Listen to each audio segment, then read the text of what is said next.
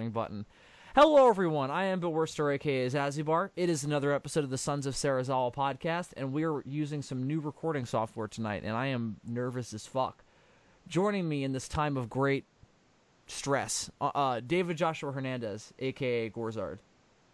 Speaking of stress, I have a funny feeling that this recording is going to go up in flames, just like the Shin Godzilla review, Bill. Don't fucking say shit like that. Now I have to knock on... There's no wood around here. I don't have any wood to knock on, David. What do you... Oh, there's going to be wood here later tonight, Bill, after we end this podcast. Is that a threat? It's a prediction. That sounds like more like a threat. Dylan McCandless, Super DM 64. He's here. I am, yeah. Whether he likes it or not. Andres Perez, a.k.a. Kaiju Noir. He is primed and ready and in Japan. Hello, people of the internet. That sounded cynical, but Andres, you're in Japan. You're not allowed to be cynical in Japan. You just have I'm not. You have to be depressed, but that's not cynical. But I'm not Japanese. You are slowly becoming Japanese. Like, slowly but surely, they're just going to accept you as one of their people. I believe it. You're going to be like Godzilla, like Godzilla. I mean, they gave Godzilla citizenship. Why can't they give you citizenship? You've killed significantly less people than Godzilla. So, I mean, fictional people, but nevertheless, you have killed less fictional people than Godzilla has. So I think by that very descriptor, you should also get proper full citizenship. I think you're turning Japanese. I really think so. Trust me, that is the last thing I want to be, man. If that means forking over my if that means forking over my individuality and being a part of being another face in the crowd, then fuck that. What about what if the Prime Minister turns out to be like a big fan of this podcast? Like he's sitting in his fucking jacuzzi. He's like, "Oh, this is great. I'm gonna sit down." Trust me. When it comes to I'm gonna sit down and listen. I'm not gonna do an impression because I think it's funnier if I don't. I'm just gonna sit down and fucking bust out my non-synthetic marijuana that I had imported from Cuba and listen to the Sons of Serizawa podcast. And he's fucking, his heart is shattered to hear you denouncing the citizenship that he has been preparing for over a year to deliver to you. Himself, he's gonna fucking bike down to your house and be like, "Yo, Andres, I'm sorry this took so long, man, but listen, you might as well be the Prime Minister yourself. That's how much I love you." Listen, even the government, even but it's done now. Prime Minister Abe and the government is aware of the declining, of the dark and grim future that awaits Japan unless it gets its shit together. They've been trying to get things to work. They've been trying to fix Japan, but unfortunately, Japan and its very traditionalist nature refuses to budge an inch. So you're saying that we should, the four of us should collectively be elected emperor. Is that what you're saying? Is that the implications you're making? I mean, one of their major problems. Just imagining Shinzo Abe's speech saying, I guess we'd all be more like moths than like emperors. We'd all have little parts of it, you know? I mean, I recently told Andres what they really need is like just waves of white people to come over there and do what we do best, which is just breed indiscriminately. Like rabbits. like the fucking Mongols or something. Genghis Khan. We are literally a disease. We just spread, and we somehow convince people that we know what we're doing, even though we clearly don't. It's an absolute disaster. Much like what will eventually become of the news fucking broadcast that we do, because Andres wants to go and change the fucking name on us. Look at this kid. I didn't want to change. Okay, it was suggested, and there was a suggestion that I happened to have liked. Don't you go fucking putting words in my mouth, Bill. I'll put anything I want in your mouth, all right? Was that a threat, Bill? Whoa. That was also a threat. Calm down over there. Come down over there, Billy Weinstein. Let's just listen. Don't use my street name on this podcast. All right. What's next? Joke. Are you gonna ask me to watch you take a shower? I already have a camera in there that I've sent you guys footage from. It's fine. Andres, next time for scientific purposes. What is that, David? I said next time you and Bill share a bed in the motel room. I get my own next time. No, that was delightful. I just got to sit there in my Hawaiian shirt and watch you two be miserable. We watched Godzilla raids again to make ourselves more miserable.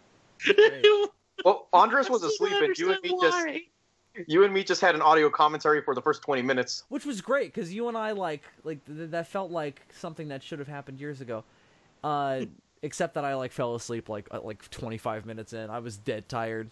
We had driven from another city. I didn't know. We had both driven from another city that day, but David is he runs on some kind of energy that comes from an alternate dimension that he taps into and doesn't need to sleep. He runs on spacium energy. Yeah, he runs on space titanium is what he runs on. It's a funny thing you mentioned, Dad, because I do need sleep aids to help me sleep. Oh wow! Oh well, I didn't mean to fucking jab at your medical issues, but wow, do you have It's not a medical issue. It's just that. When did you start doing that? Forever? I don't know. It's ever since I started working at McDonald's, and it's gotten worse now since on my new job. Since it's crazy. You think that working like at a job like that where you're constantly on your feet and doing stuff, you think that you would want to sleep? Because I find that now that I work super full time, sleep is not an issue for me. I'm whenever sleep is available, I'm there. It's not a problem. It's at will at this point.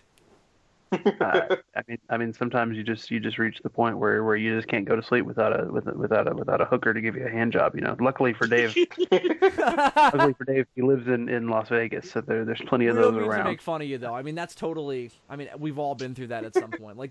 There was a time when I had just gotten into college and it was done for the year, and it was summertime. I had to start taking some stuff to help me sleep. Because I wasn't doing anything during the day. On the days that I wasn't working, so I had no reason to go to sleep, and I was just staying up all night and watching House. So eventually, I had to force myself to get some sleep. So it happens. It happens. Anyway, see that's a portrait of Bill's crazy college years, right? Most people, it's I was up all night fucking partying. Bill's or I was studying or something. I'm just I was watching House. Yo, I binged House. Well. Yeah. Then after that, I think it was what, Angel, right? And then... Yeah, that chronology makes sense. Angel was that was all a year or so later. I don't know. See, Andres, this is what happens when you change the name of the news segment. We got off track. So shit you may or may not words in my mouth. Shit you may or may not care about with Andres Perez is now. Drumroll. Vague news. That was perfect. I wish we could take that little audio segment and put it at the beginning of every new news segment. We won't because that's complicated, but it's But yeah, I think the name might be appropriate considering that we mostly talk a little 20-30% about the actual news itself and then go off on our own tangents based on the news, making it really vague news. I have a plot twist for you. What? I also like the name. But in order to maintain my personality, I'm going to continue to call it shit you may or may not care about with Andres Perez. But I like the name Vague News, and I like that you will be calling it that from now on. So, what is vague that we may or may not care about? All right, so this news like Andres, okay? Andres has the best news. All right. So it may or may not be true, but it's the best. I do want to start things off on a sad note just to get it out of the way. Oh, man. So we're all fans of Dragon Ball, are we? Yes. We all happen to be fans of a particular blue-haired character who's been around since the very beginning of the Dragon Ball franchise, going all the way back to the original mangas.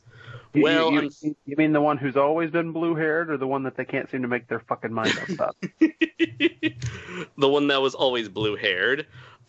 So recently, I believe it was, let's see, it was earlier this month, voice actress Hiromi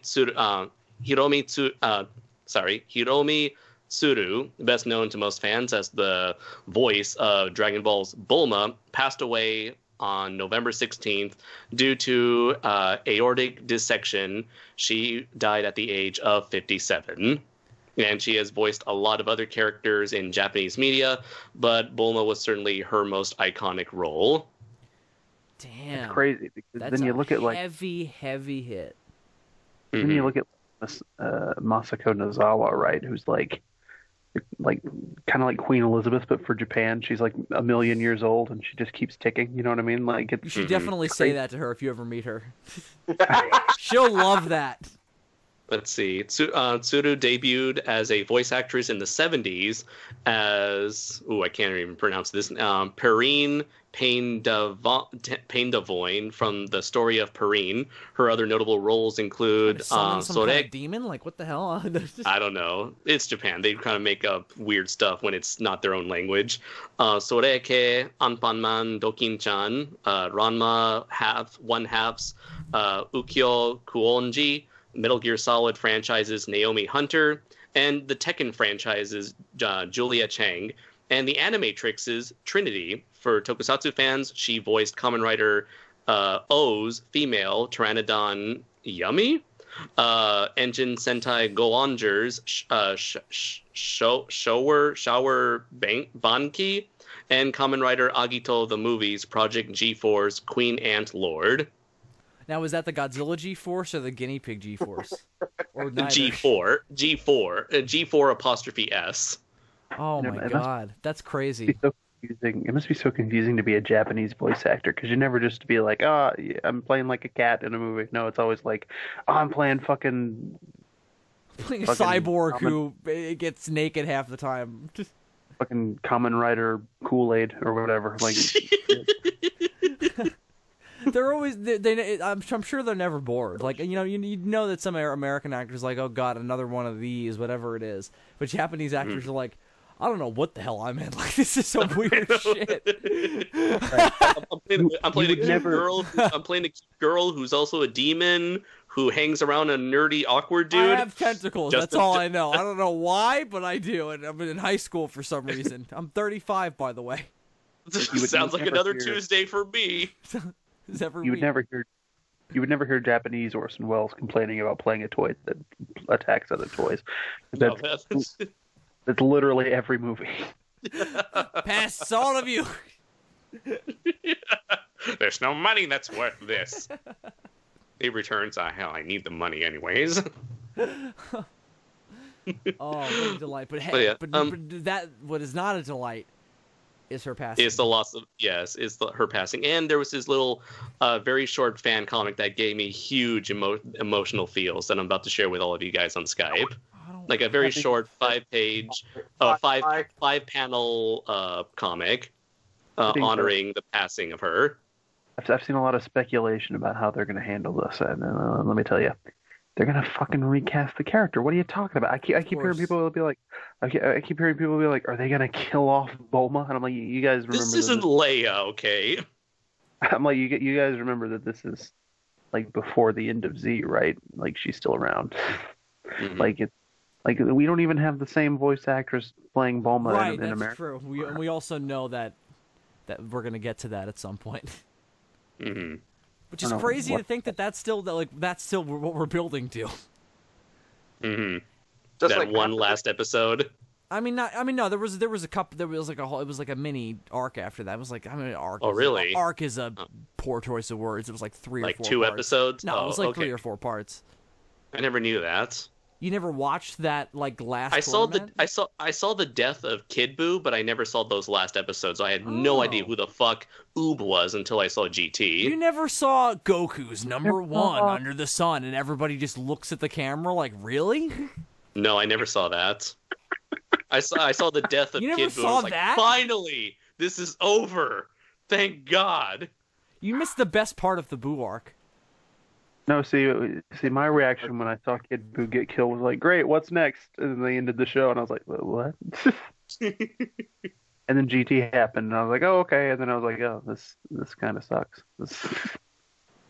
Yeah. Oh, man, anyways, this is mad depressing. Whew. Yeah. Man, somebody sat down and was like, I'm going to depress the fuck out of anybody who likes Dragon Ball Z, and this is what I'm going to create. Mm-hmm. I mean, hey, it's a nice tribute, and she definitely deserves any and all tribute, because she defined that. Like, if you like watching the Japanese version of Dragon Ball, there is no like, oh, I have to adjust myself to this voice actress like you do with some of the other voices. Right, her voice felt a lot very natural, like at least to our like Western sensibilities. And obviously that's also a credit to the first voice actress who played Bulma in the U.S. or the iconic version that we know from Funimation. But the Japanese actress really defined the role. I get what this is going for, but I feel like this little fan comic would be a lot more impactful if I didn't know how inconsequential death was in the world of Dragon Ball. Aww. Oh well, especially since she's with a dragon. But although isn't like in Dragon Ball you're not allowed to resurrect someone unless they died of natural causes? Maybe it was at one time. Okay, who knows? Here's the thing, Andres. Increasingly so in the post Super years, there are no rules. No, it's just listen. Just sit there and watch the people hit each other. The lasers will explode and it'll be cool. Everybody will have it'll be a good time. Just don't ask any fucking questions, all right? Toriyama has a gun at your head, just like, don't ask any fucking questions, all right? This is fun, right? You having fun? Yes, Mr. Toriyama. I'm having a great time. It's like JonTron. It's like, or is this like the Cell rules? There's no rules. There are definitely no rules. This is like Dragon Ball Evolution. This is a fucking side note, but I'm so fucking glad because this week they finally eliminated that fucking like Sailor Moon parody character. Ugh, she's gone. I hated her. Yeah, I heard something about that. I'm very behind. And listen, I didn't mean all this like, oh, Dragon Ball Super is bad. No, it's amazing. And part of the reason why it's amazing is because Toriyama doesn't give a fuck. or whoever is writing in Toriyama's spirit does not give a fuck. It just it's not the best writing in the world all the time. But the ideas are just limitless, and it continues to, throw them at you and have fun with itself. And why are we reviewing Dragon Ball Super? Well, because I don't know. Obviously it's not totally outside of the topic. Hence the title, Vague News. Right, fair enough. What was the last episode she got to do? Was it the one where Bulma gave birth? Well, she didn't even really give birth. Whis kind of. Yeah, we haven't seen her in a while, as well. I almost wonder. I wouldn't want them to do this, but I almost wonder if the way Super's been going, they're gonna address it in the show, like because they will definitely recast her. I don't think there's any question about that. They already did it in the American version of Super and the two movies we've had. So there's no reason they won't do that in the Japanese version. Bulma is like a critical part of particularly Super. And I think that it would also be kind of exploitative to do anything like, oh, we're gonna kill her in this timeline now because we don't have the original voice actors. Like I feel like that's like making Sulu gay in Star Trek Beyond, like just because George Takei was gay, Mm-hmm. It feels weirdly like, all right, well, we're gonna do this because that happened. I think what they're going to do is, they're going to come back from the Tournament of Power and suddenly she's going to sound different, And if they do address it, it'll be like, hey, you sound different. And I don't even want them to do that. I feel like that's too. I know it's not like excessively bad, but I'm just like, did we have to bring it up? Like they do something like very forced, like in the 2012 Nickelodeon's Ninja Turtles, where Leonardo got his voice changed from the American Pie dude to the Robot Chicken guy, and he's like, oh, he got beat up so hard by the Shredder that his voice box cracked or something, and now he sounds different. I see. If it's an in-story thing, like if something happens to them, I'm fine with that. But I don't want. But Super will make a joke out of it. Like they'll like that's what I don't want. They'll break the fourth wall. Mm-hmm. I really don't. I just really don't care. I grew up in the days before Funimation had dubbed like the first 60 whatever episodes of Dragon Ball. So I remember when you would watch the Saiyan saga with the ocean dub voices, and then all of a sudden on Namek, Goku's balls would drop. Like those, right. Like that's the era of Dragon Ball that I grew up in. in. And they wouldn't address it. Like it wasn't like, oh, this is a new dub. Like they would say that in the show. Like Yeah. Bardock No, like- Bardock recreated the universe so that way everybody's got different voices because he's a scientist in this continuity. Nope. But not after he recreated the universe. Then he went back to just being No, that was the warrior, only not- universe where he was a scientist. Was the one that he recreated because it was fucking No, but- bullshit. No, but yeah. Hopefully they can find someone whose voice is kind of close. Don't want him to come back from the Tournament of Power and fucking Bulma's voice is completely different. Like fucking like. Well, right, because you'd want them to find someone like fucking Dodoria shows up. You don't want you want it to be good enough where they shouldn't have to address it. Like it would just be like, oh yeah, it's Bulma. That's what you want. You don't want it to be like, fucking a huge event. Bulma's voice is different. Yeah. Unless they give her some her character some. They turn her Unless into fucking Darth Vader. No. They just give her some big grand re-entrance, and then she shows up out of kind of like the ending of the Incredible Hulk, where Tony Stark appears out of a beaming light. Okay, I'm okay with that. I'm fine with that. Where it's like, oh, it's the new Bulma, new voice of Bulma, but then it'd be really weird because there would be no context when that scene gets dubbed into English. Well, it's like what? Well, I think the way you do it is you have it be. We haven't seen her since the beginning of the Tournament of Power. So okay. It's just her re-entry into the series, and it also works as, oh my god, we're going to hear what the new voice sounds like. Everybody prepare yourself.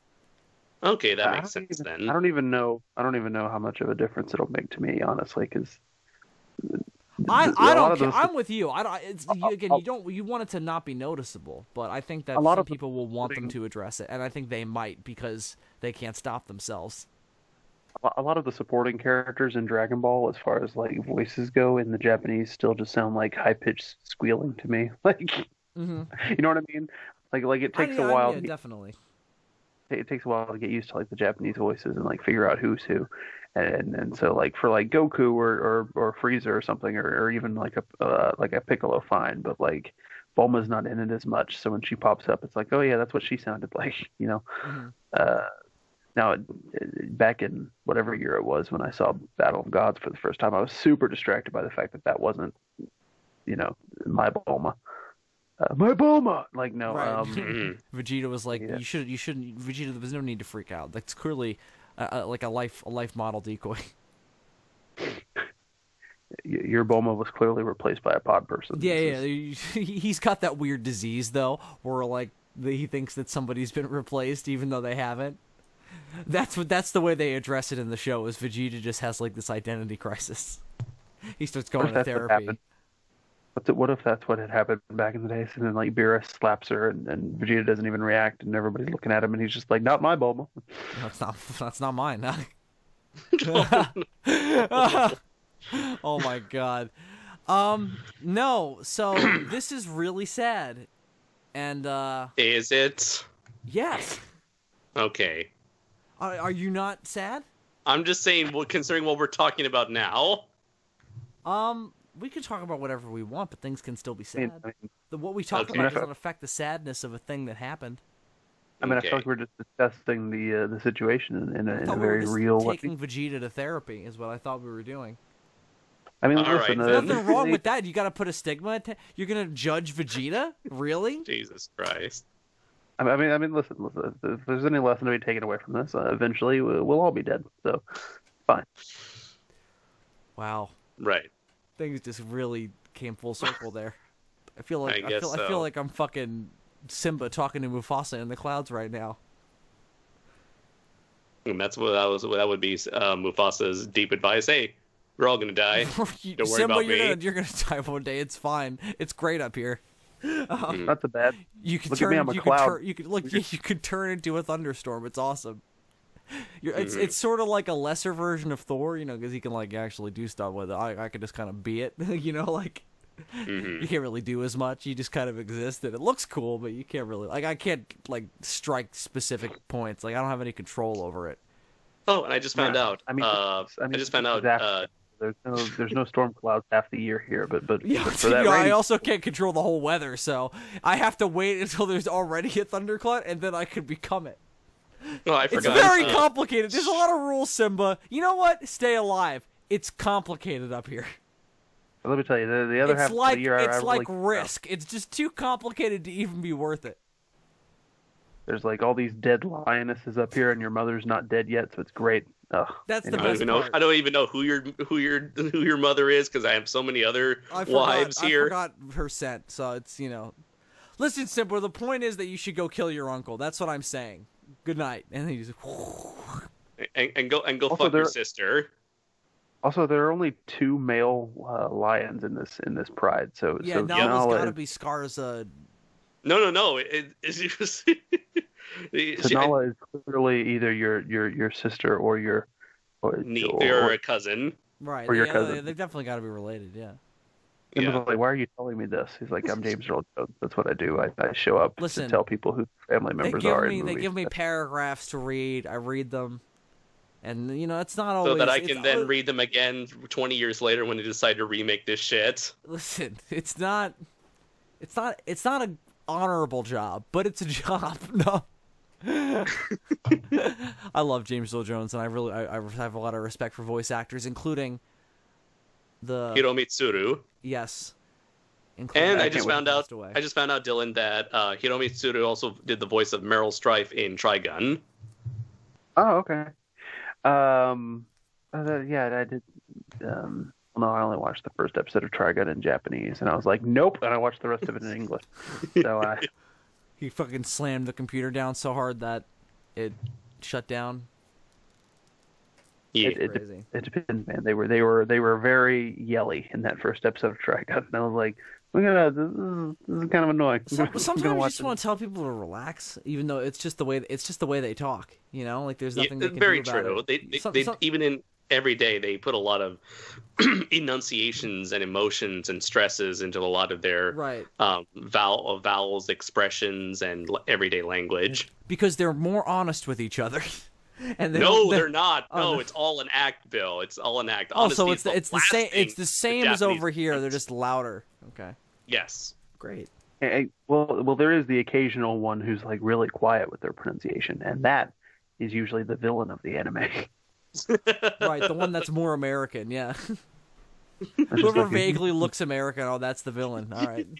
The one that just talks slow like this and doesn't really enunciate that much at all. That's usually your your Vegeta, Frieza, Sasuke type character. Right. And everybody else is like this all the time. Vegeta's a little screamy. He could be very screamy, especially now. He's always screaming after his Bulmas and stuff.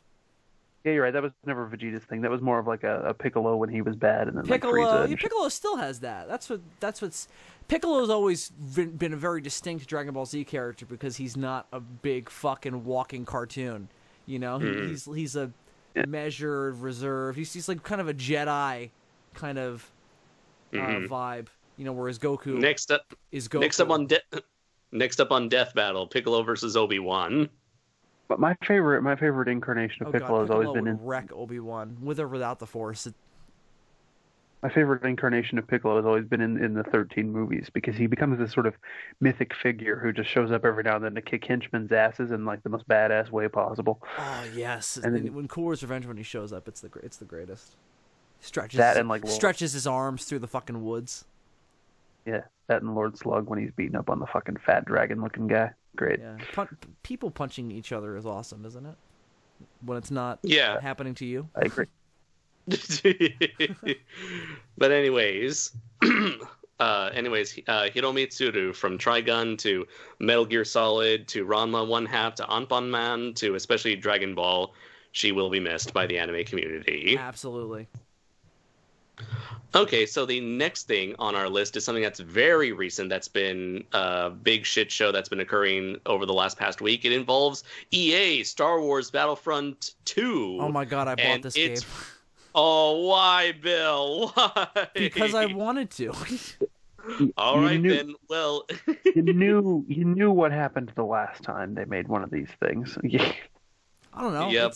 It works. I have no. I get why people are angry, but I'm not as into this stuff as they are. I'm not playing it enough to be angry. So. Okay, well, the thing is, what most people, from what I understand, their issues with EA's first Star Wars Battlefront game is that there wasn't enough content for them. There was zero campaign, and there was a lot of pre-order and special editions and season passes. So it's one of those things that a lot of AAA games are doing now, where you have to pay extra way beyond the $60 to get the full experience. And so EA's Battlefront 2, they were planning not to do all of that, but instead rely on a loot box microtransaction system very similar to Overwatch's. Overwatch kind of started this trend where you can spend in-game currency or real money on collecting these random boxes, and then within these random boxes are randomized prizes. So you can keep grinding. Sorry, go ahead. So it's like when you buy like a card pack in any Yu-Gi-Oh game, right? Yeah, like it's a lot like that. Exactly. When I started playing that Duelist Link game you guys told me about, it's exactly like that. Yeah. Except the Yu-Gi-Oh one makes more sense because it's it's a card game. I've barely even interacted with that menu in the game so far, and I've mostly just played multiplayer. I got through like a third of the campaign so far. The campaign's actually fun. It's just I'm surprised by the amount of voice work. The story's actually pretty good too. I've been into a lot of Star Wars EU stuff lately, so it kind of hit home for me on that level. Okay. And the Luke Skywalker stuff is interesting, but on the first Battlefront, and I say the first Battlefront through gritted teeth, the fucking third Battlefront. Right? Yeah. Well, just say the first EA Battlefront, because EA, they slapped their logo in the middle of the title. Yeah, it's on the box. Fucking revisionist hacks. Anyway, they fucked around with the controls. Like I played it once at somebody's house, and I was like, "This is bullshit." Like why didn't they just up? Like I mean, it's modern first person shooter controls. It's stupid. I'm like, this is. You can switch it. You can fix it on in the settings. If you want to do it, yeah, of course you can, without a doubt. You can do that in like any first-person shooter. But I have grown accustomed to those new control schemes where you're talking about how the shoulder buttons, not the top buttons, are the shoot buttons, right? I don't remember. It's been a while. All I remember is that it was all different and scary, and I didn't like it. I mean, the only thing that's different that I can think of, okay, the crouch button is also different. That was one thing I had to get used to, because that's like, not only is it like modern first-person shooter controls, but you have to hold it down, otherwise you do like a dash. So I had to get used to that. So one thing I remember was it was a whole lot harder to like be like a hero or villain character, like a Jedi or a Sith. I've noticed that has been more difficult to control. It's a whole lot harder to utilize your force powers. Mm-hmm. Because the shoulder buttons are it's not as easy to get them to do what you want.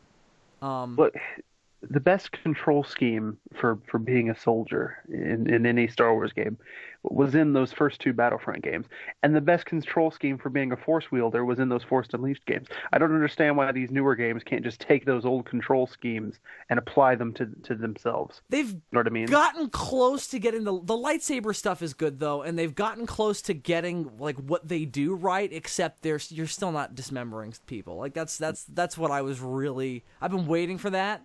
You know, like the Star Wars game where it's just like, we're just gonna make lightsabers and not big glowing sticks that whack people enough times and then they go down. Like they pretty much act like lightsabers do. Like once you get at somebody, they're done. But you don't see them get dismembered. That's the problem. This is a common complaint though that I've been having with more recent games. I mean that was my big thing with like the Xenoverse games for Dragon Ball. Like I was like, this is really cool and all, but these controls are fucking stupid. Like, yeah. Well, there's been a lot of they think that the PS4 controller was a way bigger departure from the PS3 and 2 controllers than 3 was from 2. So there's been a lot of bullshit around that. I've mostly enjoyed the changes, although I never use that big flat button in the middle. Andres, you have one. You never use that, right? Not really. I think I've only used that to take screenshots to fiddle around with the Facebook share feature. It doesn't even have a use in Battlefront 2 so far, and in BioShock Infinite, which are the only two games I've been playing lately. Yeah. The only thing I saw in the trailer for this Battlefront 4 that kind of made me happy was that apparently that's like, oh, you can play in any era again. I'm like, yeah, you fucking had that in the first two, you pieces of shit. It's very reminiscent of like what they offered in the second in their original second game, because it's the eras that it's all the eras that we have available. So it's Old Republic, well, not Old Republic, it's the Republic, and then the Empire era, and then the New Republic First Order era. So that's nice. I didn't play the third/first one. So I don't know. So that was just the Empire Rebellion era, right? They did not. Yeah. They didn't give you anything. Yeah. Even in the DLC though, even in all that, there was nothing that was from The Force Awakens or the prequels. Not that I'm aware of. I mean, there was some stuff that took place immediately following, like episode like 6, some like post Return of the Jedi stuff. Like I know they had the Battle of Jakku. Yeah. Yeah.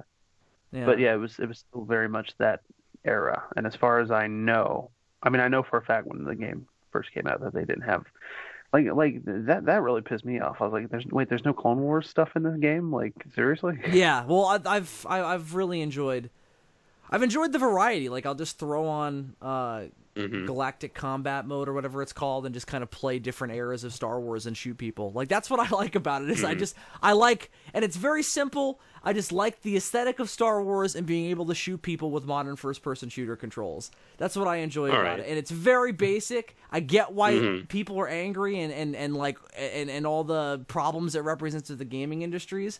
I wish all the petitions and the change.org stuff but I'm having a good time with it so far. Not the bullshit one. Did you see the fucking bullshit one that was like, loot boxes are teaching children to gamble?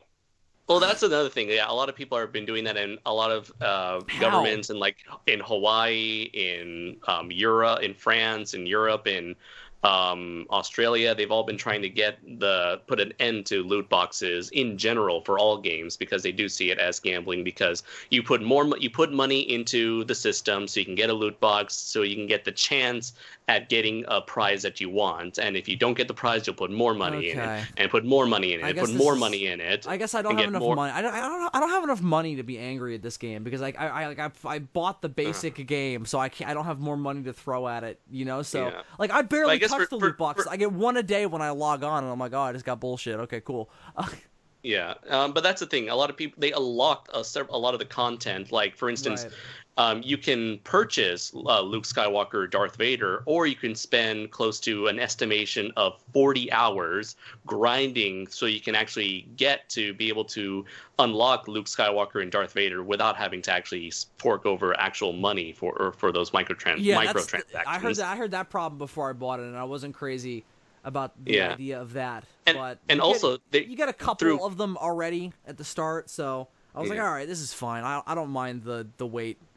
Also, without using any microtransactions, if you want to unlock everything in the game without forking over extra money, you have to grind a total of like 4,000 to 5,000 hours of gameplay. Right, yeah. I heard all that as well.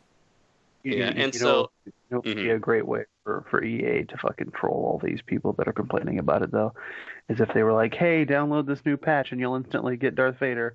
Everybody be like, oh, cool. And so everybody downloads the update, and it's fucking Hayden Christensen with the fucking hood. like right at that point in Revenge of the Sith where he was calling himself Darth Vader, but before he got maimed. Perfect. Yeah. I love it. And so there was like on Reddit, there was an Ask Me Anything where EA representatives were kind of avoiding a lot of the most of the big questions that of course they are. That's what they're supposed to do. That fans were asking them, and they came up with some BS excuse as to why they have microtransactions. And that post that EA made became the most downvoted post in Reddit's history so far. Wow.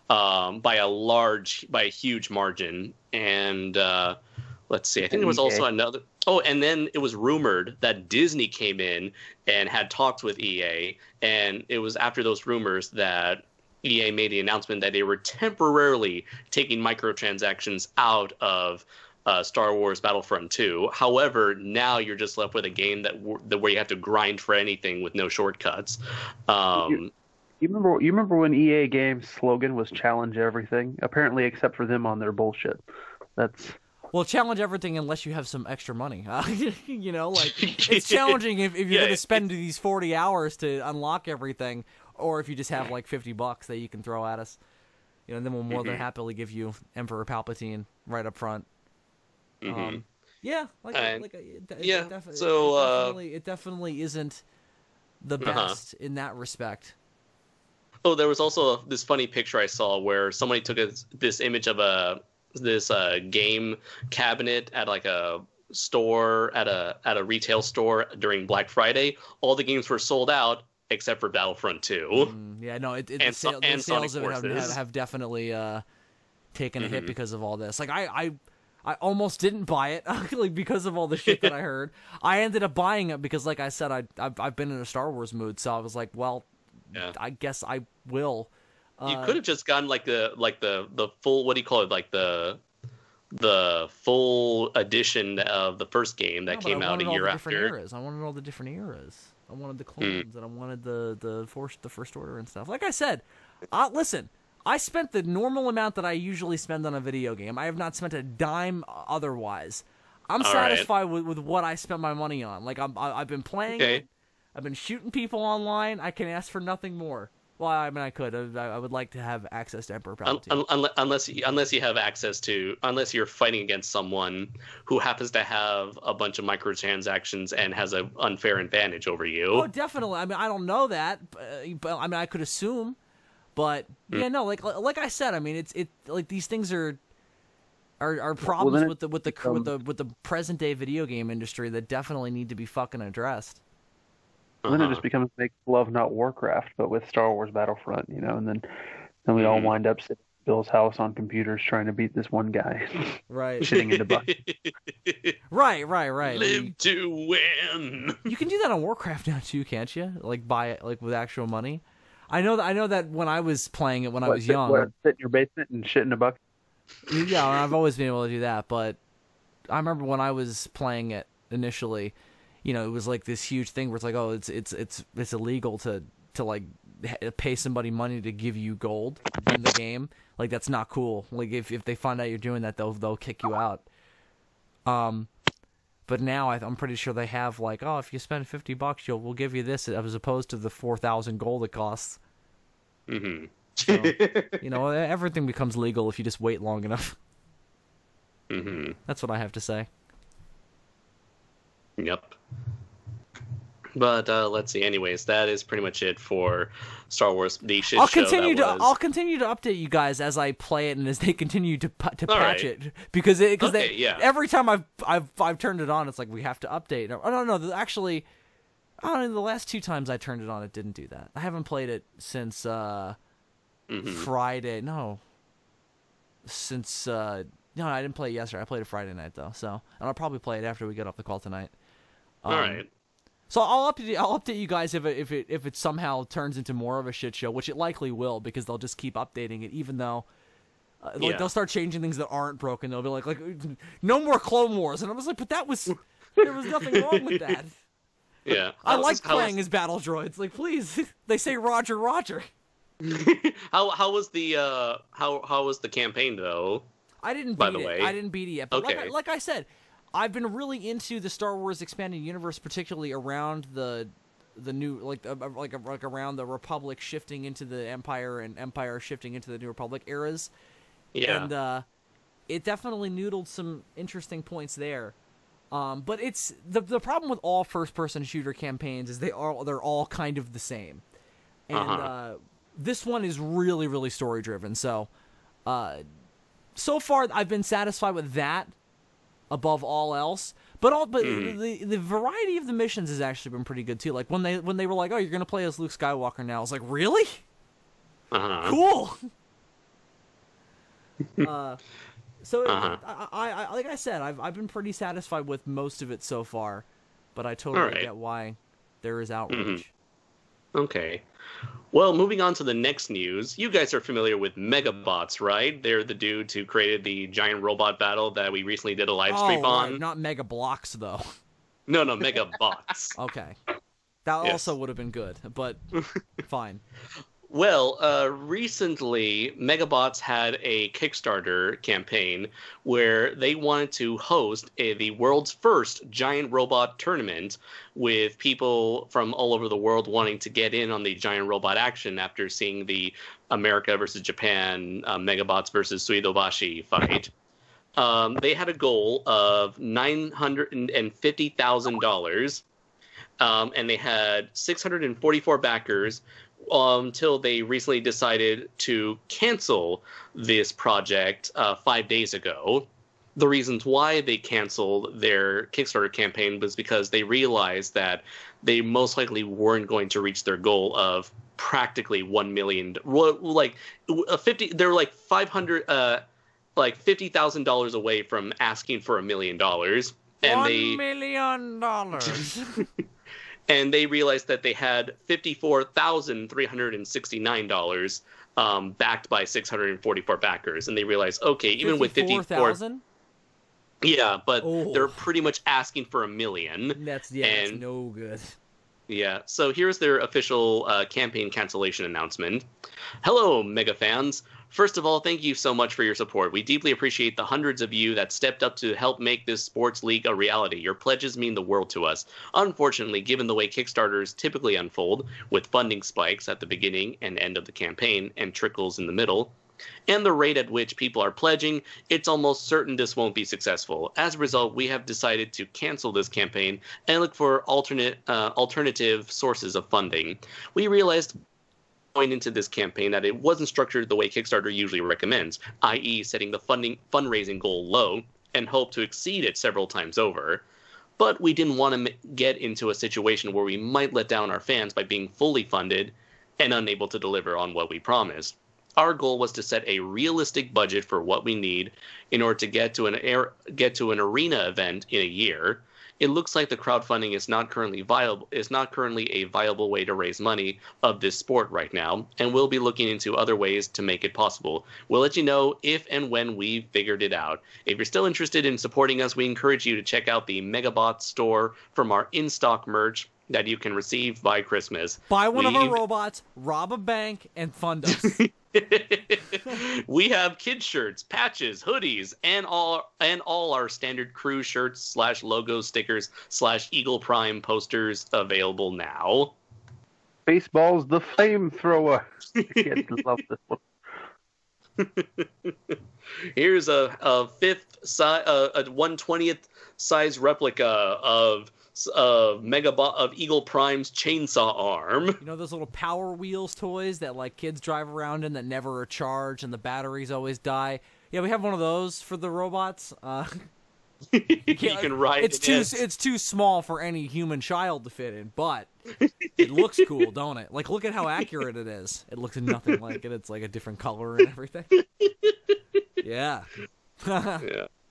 So if you ask me, I think perhaps the best way of going about this is, you did, by selling those tiny robot Power Wheels.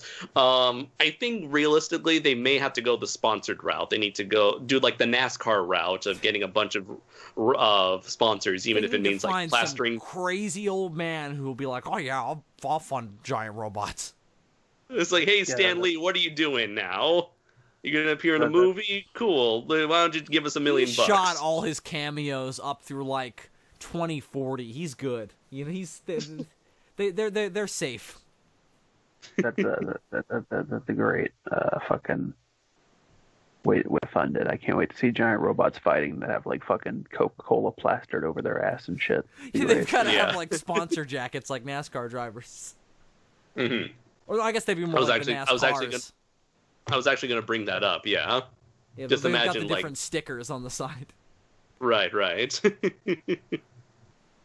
Oh, that's great. So yeah, I would have loved to have seen the second Fantastic Four movie where he brings them the uniforms that are like sponsored by all the different people, like Dodge.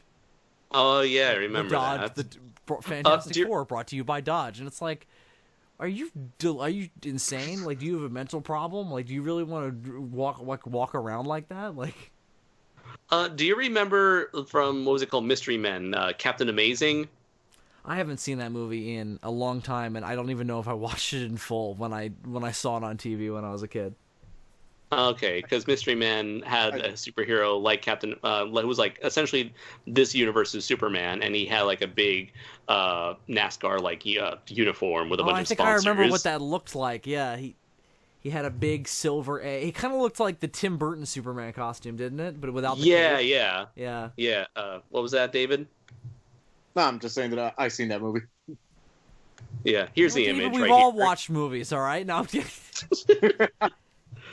There you go. On Skype. well, there it is. Yeah. Yeah, I mean, this isn't really. I don't want to say it's not feasible, but it's not though.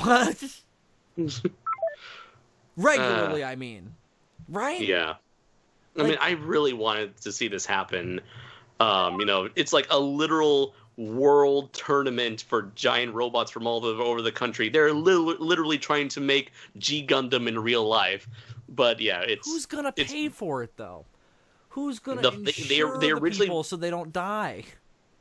They originally wanted to have the fans pay for it, but obviously there's not even with 644 people backing it, that's clearly not enough to. You'd think there would be some more, wouldn't you? Like 644 is a lot. Yeah. But I would expect is thousands overestimating? But I mean, it's giant robots fighting. Like I don't have the money for that, but if I did, I would give it to them. Yeah. I think we overestimate how many people want to see giant robots fighting. Yeah, is that what are we living in that Probably. world? I hate to think that, but given how something like Pacific Rim lost to something like Grown Ups 2, I think we may possibly be living in that dark world. We may be living in the dark timeline. We're living in like a dystopian fucking episode of a TV show. Like we're the alternate universe that somebody travels to, and they're like, "Oh my god, what happened here? Oh God, How do I stop this?"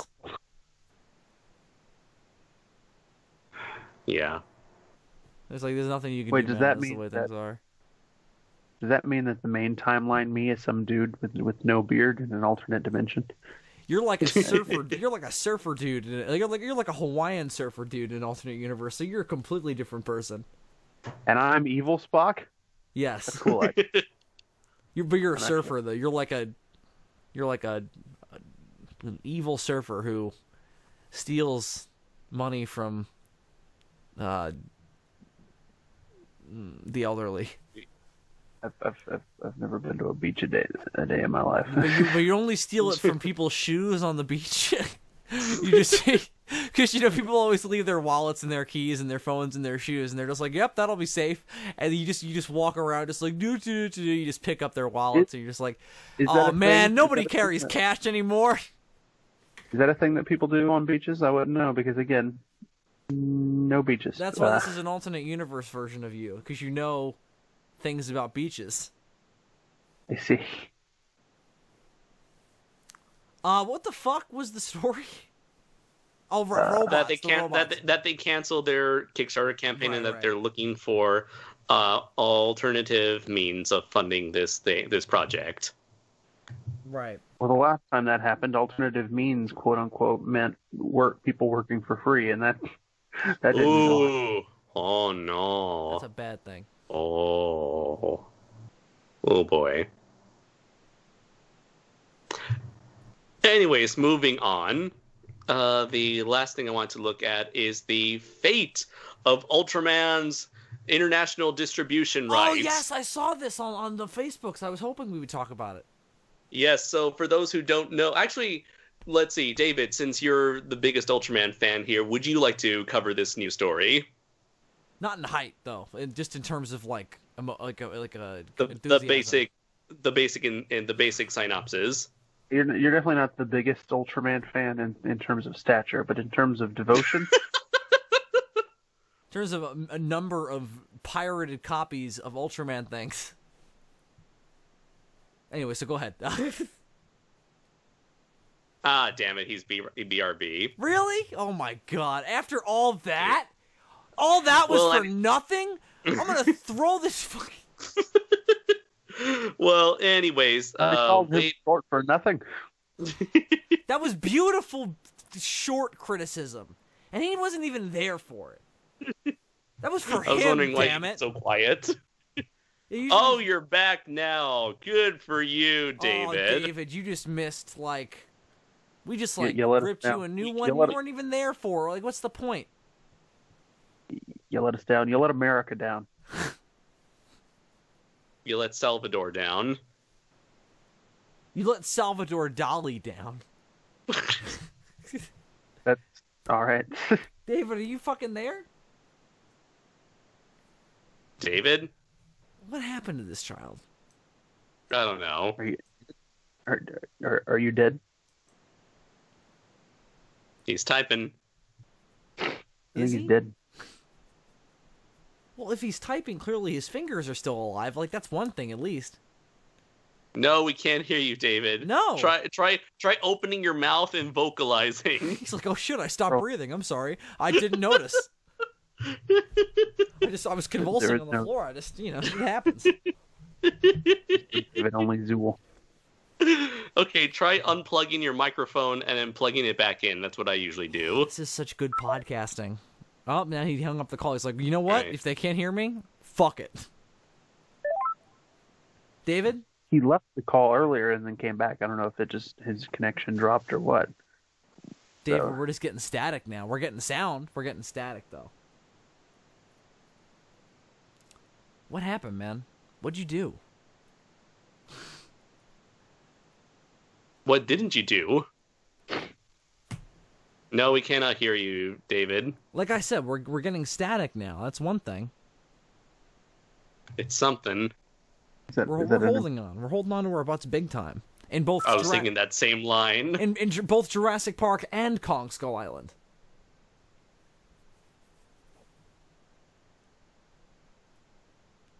If you guys were going to go to a place with monsters, would you prefer to be in a Jeep or a helicopter? Helicopter, because helicopters can fly. That went really bad for them, though. Like, the fact that they were in the air was, if anything, a disadvantage. But the thing, they bothered Kong. They shouldn't have. They didn't know. They. Yo, All right, you're back. Okay, now we can hear you. Yeah, you're a little peaky, but I think it'll probably even out as you talk. Yeah, it's better than nothing. Peaky? What the hell is that? It means that It you means sound you're- like you're too fucking fucking loud. You sound like you're fucking screaming. But that's my indoor voice. Okay, good. That sounds better now. Yeah. You're kind of based you're- out. Your indoor voice? Sound like you said like indoor, like the forest moon. Indoor voice. Indoor. And by the way, Never mind. Andres, I just thought about it. Being in a Jeep also went really bad for the people in Jurassic Park. So it's you don't Yeah. want to be in anything on an island with dinosaurs or monsters on it. You just want to be not there. Right. All I know is that the last thing you want to be in is a giant glass ball. Oh, that was You know, also a bad idea. Oh, yeah, let me drive this amongst Triceratops. I don't know who thought that was a good idea. Jimmy for a theme. Fallon thought that was a good idea. That's who thought that was a You good know what? idea. Well, you know what? Were we talking about Ultraman? Jimmy Yes. Fallon. Yeah, but then you fucking disappeared. Now we're talking about Jurassic Park. Because I thought you wouldn't miss me for at least 1 minute. Nope, we did, and we made a huge criticism of your height, and you missed it. It was My height? beautiful. Yes. Well, See, Me and David. Andres have the same height, though. you're gonna have to. No, go, we don't. No, you don't. You're gonna have Shorty. to. You're gonna have to go back to. Yeah, we're not gonna repeat it for you. You're gonna have to go back and actually listen to this and find out what it was. For once. It's gonna be You're motivation. listening to this show for once. See, this is the problem, David. We don't need you 90% of the time, but then when we do, You're not there. you fuck off. You're like a lawyer. You know that? Like what? Like I always have to pay you to make sure you're there to cover my ass, and then when I actually need you there to cover my ass, oh, you're on vacation. It's a funny thing to say that because in a parallel universe, I think I'm a lawyer. Yeah, you're my lawyer, and that's why I'm in jail. That sounds accurate, Bill. Because you were on vacation. You're essentially Booger from Revenge of the Nerds 3. Anyway, David, we're actually looking for you to continue the news story because we're talking about the Ultraman goings on. So, And I was earn gonna your offer keep. I was gonna offer you the chance to explain the feud between Chayo and Tsuburaya. Oh, I was going to explain it anyway, Andres, without your permission anyway. Then do it! All right, so do you guys know about the whole Chayo Tsuburaya thing? I've been apprised of the story so far. We Okay, so we listened to that podcast with August Ragone, whatever. Ragone. Raccoon. Ragoon. Ragu. Yeah, he'll love that name. where he August described Raccoon? where he described the history of the Chayo Subaraya thing in great detail. But the listeners may not be so fortunate, so why don't you tell them what it's all about? Well, here's a streamlined version in case someone ever asked me. Surprisingly, you guys did. So, in 1996, I believe, when Noboru Subaraya died, he was the son of Eiji Subaraya, and he became president of the company after his father died.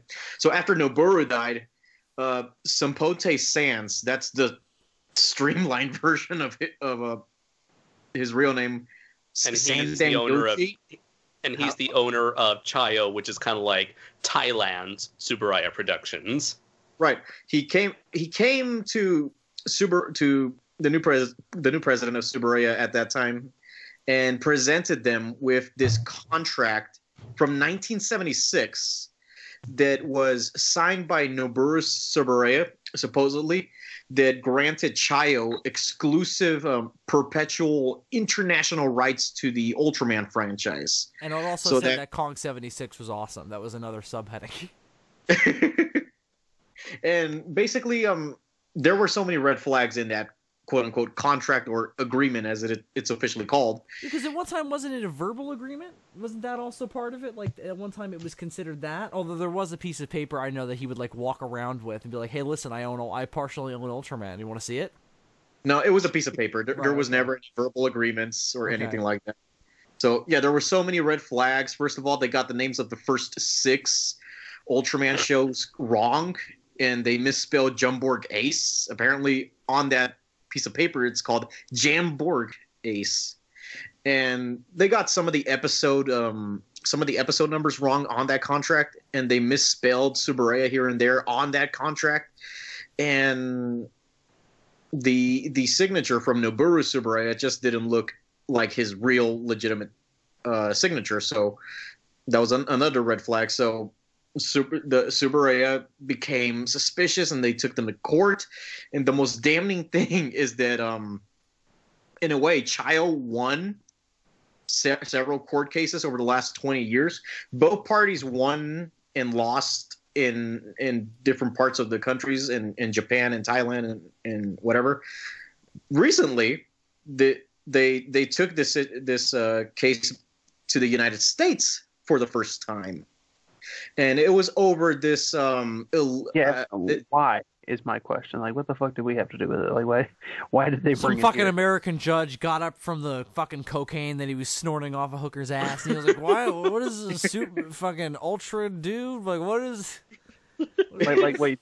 Did they bring it to us, or did we Go to take them it and be apart? like, we're gonna extradite ourselves again and solve the world's problems, even if whether they like it or not. That's a very American thing to do. You know, two Asian companies are having a dispute, and then an American judge is like, "I'll tell you what I think." Here's what you should do. No, it's kind of like how we handle situations in Toku Legion. Someone comes complaining to us, and we're like, all right, let's see what our rules say. Or if you're me, you silently let the other guys handle it.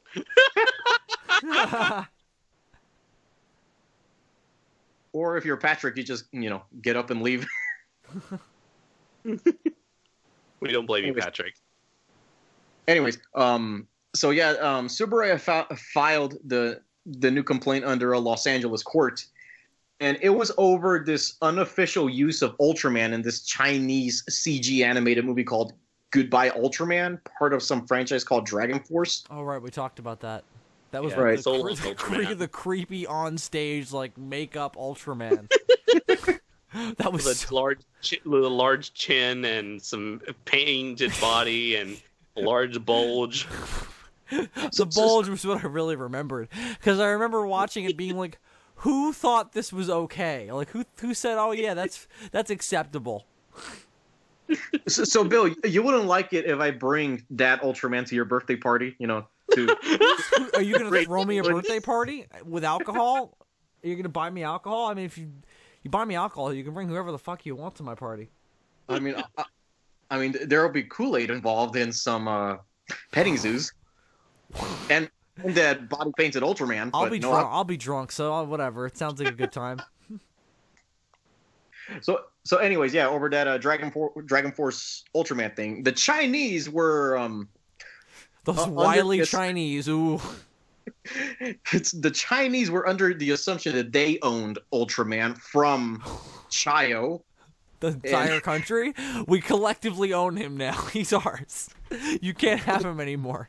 Yeah, the Chinese government basically, and even They locked him in a fucking dungeon in Beijing.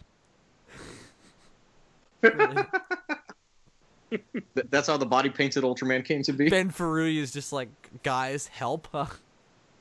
Right now, when you guys Question mark? mentioned like when you guys mention when you guys mention the like Ultraman at Bill's birthday party, I'm suddenly remember of this one meme that occurred that happened with this one dude dressed up as Woody for a birthday party. This already sounds like a terrifying thing. Oh my god. It is. Oh no! Ultraman's gonna They're do. all gonna hear it because the audio. Oh, just mute it. I did. Just look at the muted. I know what I'm about. I know what I'm about, Andres. Is this in Africa? Or Is this in Africa? I mean, I don't know. No, I want to say no. is this in I don't wanna Nigeria? No, I don't want to say anything for There are people there. Does it matter what color their skin is? My God. It's just weird that there's a character, a white character from an American movie. Just They're probably somewhere that happens to have a lot of African Americans in the community. like Compton. Yeah, but what if they're not in America? Again, I don't want to say anything to avoid being to this. I don't want to say anything because I want to avoid sounding racist. I don't want to say. And also, anything. I think it's too And late also- for that. We've already been branded as that. I just don't want to be wrong. Like, it's not even a matter of racism. I just don't want to be wrong. Okay, and I just shared a second image. This would be like a bunch of Ultramen painted in at Bill's birthday party. Oh my God. Now, let me paint a scenario for you. Bill is strapped to a chair, and suddenly 3 body painted Ultraman David, just you start are working more than around. welcome to try to strap me to a chair. Why is this I invite person- you. Well, I mean, So why is this person who's at a kid's birthday party, clearly dressed like Woody in order to conceal his Woody, dancing to? He's just doing it for attention. He's like, oh, the girls will dance at me. Yeah, when you take the fucking thing off, they'll be like, ah! It's not even so much the fact that he's Woody or that he's dancing. It's the fact that he's dancing to like the least danceable song in the world. No, that was added in post. Sorry, Dylan, we'll fix it in post. it's a shame life can't work that way. Just fixing shit in post. Oh, I used to say that all the time when I still gave a fuck. That was even more terrifying than the Pennywise dance. Yeah. See, I had that ruined for me when I eventually saw it. So when I saw that, I was like, oh yeah, I saw that in a meme. But anyways, back to Ultraman. So long, back to Ultraman. Yeah, China. They want to. Some Chinese company So wants to long, make Ultraman, a animated self-respect. movie. No, well, they got it back now, right? Well, it's all. Yeah. Well, what restored. What happened afterwards, David? Well, here's the thing. Instead of building their case around the whole Chinese incident, they just took it way That's what they back. call to, it the Chinese incident. It's like the T-Rex attacking San Diego in the Lost World. They don't call it, hey, remember that time a T-Rex attacked San Diego? They're like, the San Diego incident. What if that's what they called the fucking rape of Nanking, the Chinese incident? Oh my god. The world is a vampire. Anyway. Anyways, Yeah. so instead of building their case around the Chinese incident, Yeah. Subaraya took the whole story back to that whole thing that started with Chayo and that false contract. Mhm. And the we have to jury go back. We have to go back to the beginning, back to where it all began. I won't leave him behind on enemy lines. We're going back for him, Jim. Don't do it, Mac. He's gone. He's not gone. He's gonna create this little drama between two soldiers just in the midst of this anyway. You mean 2 body painted Ultraman soldiers? Right? Yeah, they're like, Yeah. oh, don't. I don't know the Ultraman's names. Don't leave Jack behind. He's not gone. Hey, you got yet. that right. Yeah, well, you that got was it a right. fucking super easy one. Don't give me too much credit. Alas, poor 80. Alas, poor Ultraman 66. He's oh, Why did we you know give what? him? He's not all that. It's fine. Bill, he murdered a lot of monsters and he killed that guy in that like He didn't even bother glorified giving- traffic accident.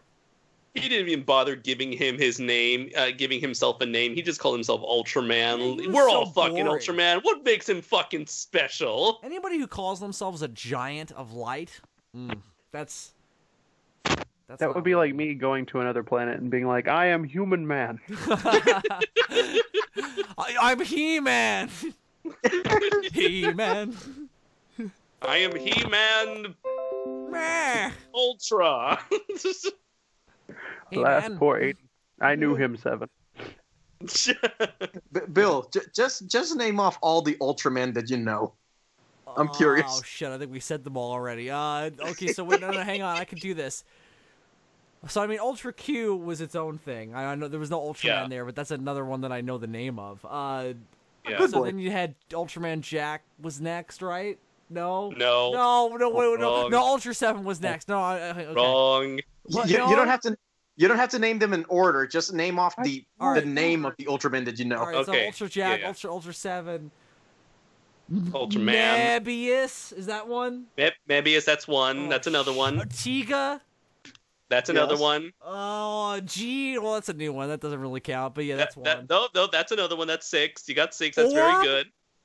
Orb, that's another one. That's last another, year's that's Ultraman. another That's new very one good. that I saw posts of on Tokyo Legion. Nexus. That's another Yeah. one. Yep, that's good. There was the Australian cartoon, right? That was a thing.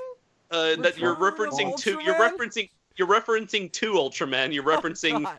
a Wow. cartoon, and you're Heroin. referencing an Australian live-action See, Ultraman. I've heard you guys talk about it so much. I sort of know this stuff, and then I have to. I try to recount it on my own. It's like And then you comes out- combine 2 of them. comes out like a Frankenstein monster of Ultraman. Okay, Hang on. you referenced 10 so far. That's very Well, good. did I really get that many? Holy shit! Yeah. I mean, But there's you not only that. referenced the newer Ultraman. So reference. No, he got 3 of the classics. And I got plus the Tiga, cartoon. which is like 90s. That's 20. Yeah, that's 20 years. Classics. Tiga is 20 years old now. That's not old. That's not new anymore. Oh god, I can't remember anymore though. What was it called in the 70s? Toro. Fucking- Toro. Toro. Taro. Taro. Ultraman Del Toro. Ultra Del Toro. There's Is he fucking related Taro. to Benicio or Guillermo? Like, which one is he? Where does he hail from? Is there any other ones? No. They've all the rest of them are all. Are there any more? Like that's a lot already. Oh yeah, there's still a lot. There's 80. There's Leo. There's Leo. Oh, I knew there's Leo. Ace. I should have known that. I knew There's Ace. Ace. 80. Um, Man, 80. I said 80. There's the no. other cartoon Ultraman, Jonius. There was the American Ultraman, Powered. There was Dinah, Gaia, That wasn't Cosmos. played like by an American actor, was it? He was played by, I think the main actor's father, and the main actor himself and his father were Japanese Americans. Oh, okay. There's the manga Ultraman who has my favorite Iron Man suit of all time. Right. There I could have said is- that one. I know that one. Iron yeah, Man. Ultraman Shinjiro. Yeah. Let's Was that his see. official designation? I think that might be what the fans call him. Let's see. There is Ultraman X from 2 years ago in 2015. Oh, I knew that one too. Let's see. Ultraman Ultraman- Zero. Zero, the Yeah, son Zero. of Seven. Zero is fucking great. I love Zero. There's did you Ultraman. fuck. What was the first one to use the Spark Dolls? Not X. That was Ginga. Ginga and Victory. Yeah. They were the first ones to use the Spark Dolls. They were the first of like the new 2010s Ultraman shows. Yeah. I watched the first Ginga series and I liked it, but then I couldn't get into Ginga S. I tried. Okay. Let's see. And I think the last major one Oh, the next movie, which was like the precursor to Nexus. Oh, I saw David's review of that back in the day. That looked like shit. Oh my god! It had potential. Did I review that? I forgot. You did. Yes, I you watched did. your review and I was like, wow, this looks like garbage. There's also That's another one that involves like a weird air traffic accident and then eventually somebody turns into Ultraman. I mean, if we're just naming members of the Ultraman species and not necessarily people who have their own shows, then there's like fucking Belial and the Ultra Father, the fucking... We could list things Father all of Ultra, Mother of Ultra, the Ultra King, fucking Space Odin with the horns, you know? Yeah. There was who else? There was Neos and Ultraman Nice, which are like these weird direct-to-VHS versions of Ultraman, where it's like, here's a mini episode, because we couldn't bother making a TV show about this. Can we include Jet Jaguar in there? If you want. No. Jet Jaguar's, no, he's a robot. But we can't include my favorite Ultraman, Zone Fighter. Yeah. Oh, fair enough. And Redman, that's getting a new comic by Matt Frank. That's not actually. Those are not. None of those are connected to Ultraman, though, right? No, except Redman was made by Tsuburaya using leftover costumes from Tsuburaya's like garage. Have they ever done a crossover? No. There was this awesome. Oh yeah, it's true. That's a Chinese Ultraman. What's cool? Oh, I should have said that the Chinese Ultraman. The Chinese Incident Ultraman. Well, there was this really cool Kamen Rider hybrid, really. There was this cool, hilarious fan comic where it's of Redman, where Redman attempts to kill a group of innocent monsters, only to be stopped by Ultra 7, who kicks his ass and locks him away, and all of the Ultramen... Like Ultraman was all about killing innocent monsters. That was his thing. So, but it wasn't 66 though, right? It was a different one. Ultra 7. Here we go. Ultra 7. Well, that's the last page of the fan comic. Ultra 7, first of all, has his own array of pocket monsters, all right? So okay, it was Ultra 7, all right? That makes a lot more sense. That's where Pokemon originated Ultraman from. 66 was a sociopath. He'd be like, good. Your characterization of Ultraman 66 is flawed as always. Yeah, but it's not. It's spot on, I feel, based on what I've seen. I want to see like, Bill review Ultra 66.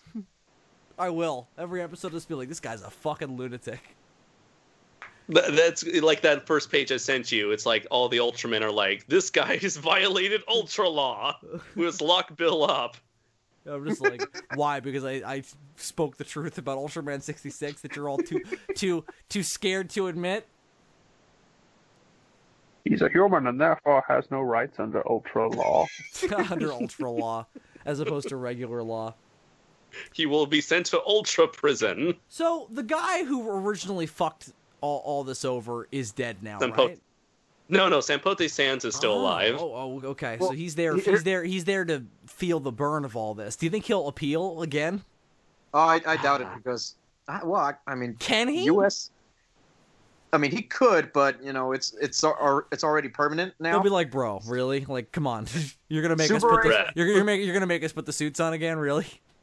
This is the same person who attempted to make numerous projects and movies and original Ultraman characters do not steal, only to be like shot down by Tsuburaya saying, no, you were able to win the international distribution rights to these 7 TV shows, but you're not allowed to make new shit, all right? You can sell our shit, but you can't make new shit. Although that's canceled now because since the jury found in favor of Tsuburaya, they now got back the international rights to the first 6 Ultraman shows. They should be able to do whatever the fuck they want now, right? Which makes me wonder what's gonna happen to all the DVDs currently being sold by Shout Factory and Mill Creek Media of Ultraman, Ultra Q, and Ultra 7. Oh, they don't have the rights to those anymore. They didn't have perpetual rights. They just had like limited, like 5-year rights. I know for a fact they have visitation rights as well. Huh? I know for a fact that they don't have the rights to Ultra 7 anymore because so the DVDs aren't being sold anymore? I mean, they're still being sold, but they can't reissue those. And They can finish selling the ones that they made, I think, and then after that they're done. So we should better get those DVDs as soon as we can. Once those DVDs are out of print, they'll be gone. I've been meaning to pick up the Ultra Q one forever because I already have the other two. But me too, but it's just way too expensive for me at the moment. Yeah, I'm probably gonna buy the bootleg one. Super Rare can now release like high quality versions of the first 6 Ultraman shows on DVD and Blu-ray in the US. But they have yet to do that with any of their newer Ultraman stuff. So what makes you think they're going to want to do that with their older stuff now? I don't know. I mean, they brought Ultraman 66, Ultra Q, and Ultra 7 on DVD. But that wasn't them. But still, there's an audience for it now. I think they should definitely still team up with the Shout Factory, though, to make some new releases, because they've been doing a fucking kick-ass job with all the Sentai. I just want them to stay the fuck away from Winkler Productions, like Henry Winkler Productions, because they do the shittiest What did he dubs. do to you? They did the shittiest dubbing jobs in the world, in my opinion. What did the Fonz ever do to you? Wait. Fonzie from Happy Days? Yeah, he's doing bad fucking Ultraman dubs. He's like, hey, what's going on, monsters? I'm gonna murder you. Hey. Okay, now I see. Richie, you better get down here. Help me kill these monsters. They're in my house. What's this Japanese guy doing here? Okay, it wasn't Henry Winkler, but it was something Winkler. It was like this company that made an agreement with Toei to make a bunch of, to turn a bunch of their anime into compilation movies. And so I bought their first release, which was of Guy King.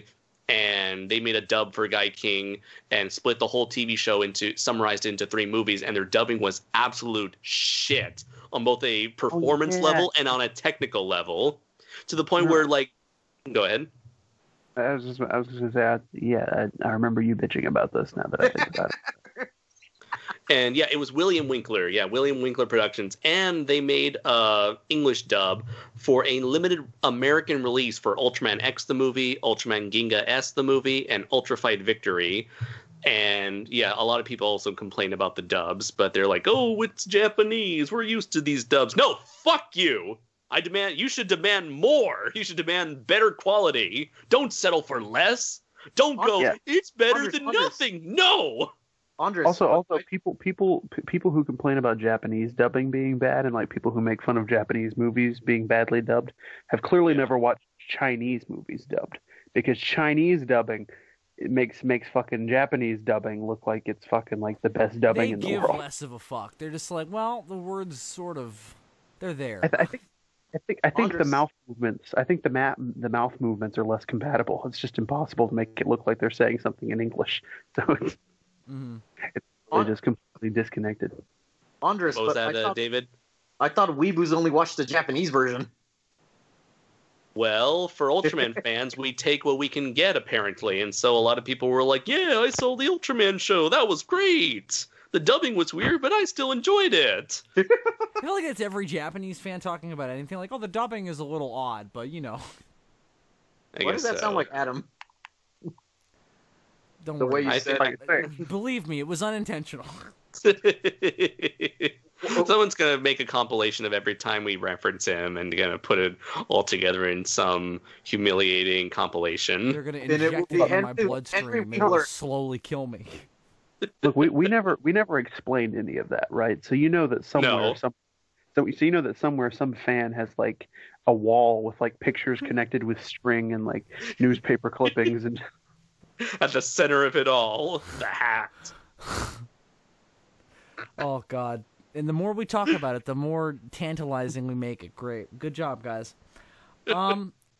So I guess the second Death Star is blown up, the Emperor and Vader are dead, and we've won, right? That's how we feel at the end of all this.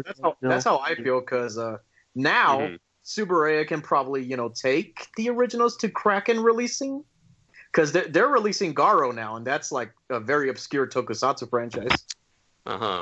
So Ultraman is a little bit more well known than Garo, so could hypothetically, I mean, technically they can. Yeah, they could try to pull what Toei is doing and just slowly release new Ultraman shows every once in a while. Like, to be honest, I'm very surprised that they've gone to Ginga Man at this point. Oh, I know what you're talking about. For some reason, I thought you said that Toei is producing new Ultraman content. No. I mean, like, which Toei and Shout Factory are collaborating on. Do you feel like a Hollywood Ultraman is more or less likely now? Oh, yeah. That's a good question now. Yeah, because, like, what happened with Sampote Sans, he tried to get a Hollywood Ultraman movie off the ground. That's why I asked if it's less with Will likely Smith now. in it. But at this point, he had already given up his own rights to Ultraman to his son's company.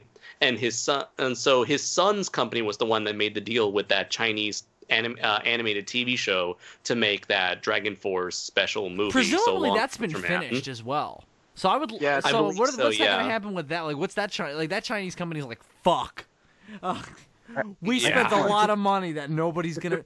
They're idiots though. Like, why would they deserve that? Like, they should have never agreed to it. They're fucking idiots. Well, I guess it's the same reason why Mill Creek Media, allowed the Mill Creek Media and Shout Factory. They're like, oh, whatever, it's Ultraman, we'll do it as long as it's legal for now. Yeah, but they're trying to release a previously existing content. I understand. True. That. Okay, that's true. That's completely different, as opposed to producing new content in something that we've already got. Like, we're not only are we going to make something with Ultraman, and we're not tied to the original creators, but we're also going to put it in our thing that already exists, so we're not tying it to our franchise. So, like the continuation of this series that they've been doing is now kind of in jeopardy because the new movie that they were going to put out can't be released. I'm sure what they'll do though, to make it not a total loss, they'll just call Ultraman something else and reskin him. They'll call him like fucking Better Dude. Like, that's what they'll call him. They'll call him Superman in a way. Better than you, dude. The Superman? Yeah, exactly. The Chinese Superman #2. Any and all variations on. Here's what the new skin should be Inframan. What I would like. Oh yeah, that'd be great. What I would like to see, because Netflix has been in the anime business lately, give me an adaptation of that Ultraman manga. Oh fuck yes! Do it now, but do it with I feel like that should have happened in Japan already, though. Like, isn't the manga done now? But please, for the love of God, I don't know. They're probably on like volume 7 or 8 or 9 or something. We have to go. I know we say this like once a year. We have to go back to that. Yeah, we gotta go back. But for the love of God, if you do it, make it 2D animation. You can have like CG flourishes, but please make it hand drawn, or at least computer drawn to look hand drawn. Like, I'm not asking for much.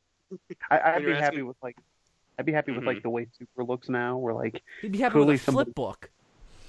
A flip book. No, I'd be happy with like the way Super is now, where like clearly somebody drew those characters, but all the like energy attacks are like done in After Effects. Whatever, I don't care. Some of them look better than others. Mm-hmm. Also, I'm pretty sure when it comes to the fate of the So Long Ultraman movie, this is going to be Chayo's or the producers of the movie's reaction. Just fake Ultraman shrugging. He's like, I don't know what's going to happen. I wonder, like, if that production company turned to Chayo and they're like, hey, asshole, like, what are you going to do about this? Actually, I'm surprised why they haven't sued Chayo. Because they should. They really should.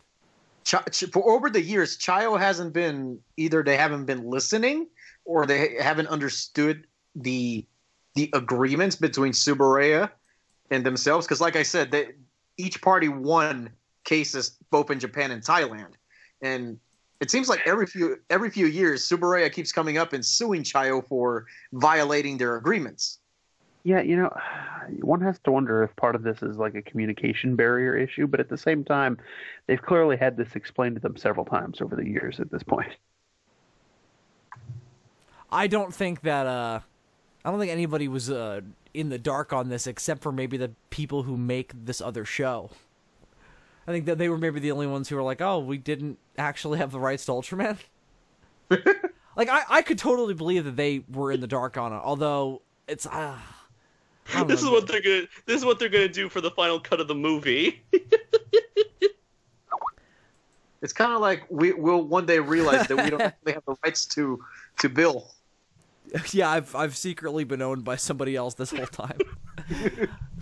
even though Ultraman's gonna be pixelated for the whole movie. But I'm on my own channel, David. That would be bizarre. I wouldn't own myself. I mean, it's just like The Dark Knight Rises. There's secretly someone else in charge. Could I be? Could I be sued for producing my own content? As long as you're not owned by someone else. The body paint isn't even that bad, but the face looks like something out of Transformers Animated. Yeah, the chin is really what makes you go, "Excuse me? Are you supposed to be Ultraman or Mr. Incredible?" Give me the fucking CG Ultraman from that fucking like fake trailer that was just like an anniversary thingy. That's... Yeah, well, I was gonna say they have already done that, so your anime Ultraman might end up looking like that. I mean, there's already an anime Ultraman. You think about it? Yeah, Ultraman Jonius. Yeah. Okay. Well, I specifically asked for an adaptation of what I like to refer to as the Ultra manga, but whatever.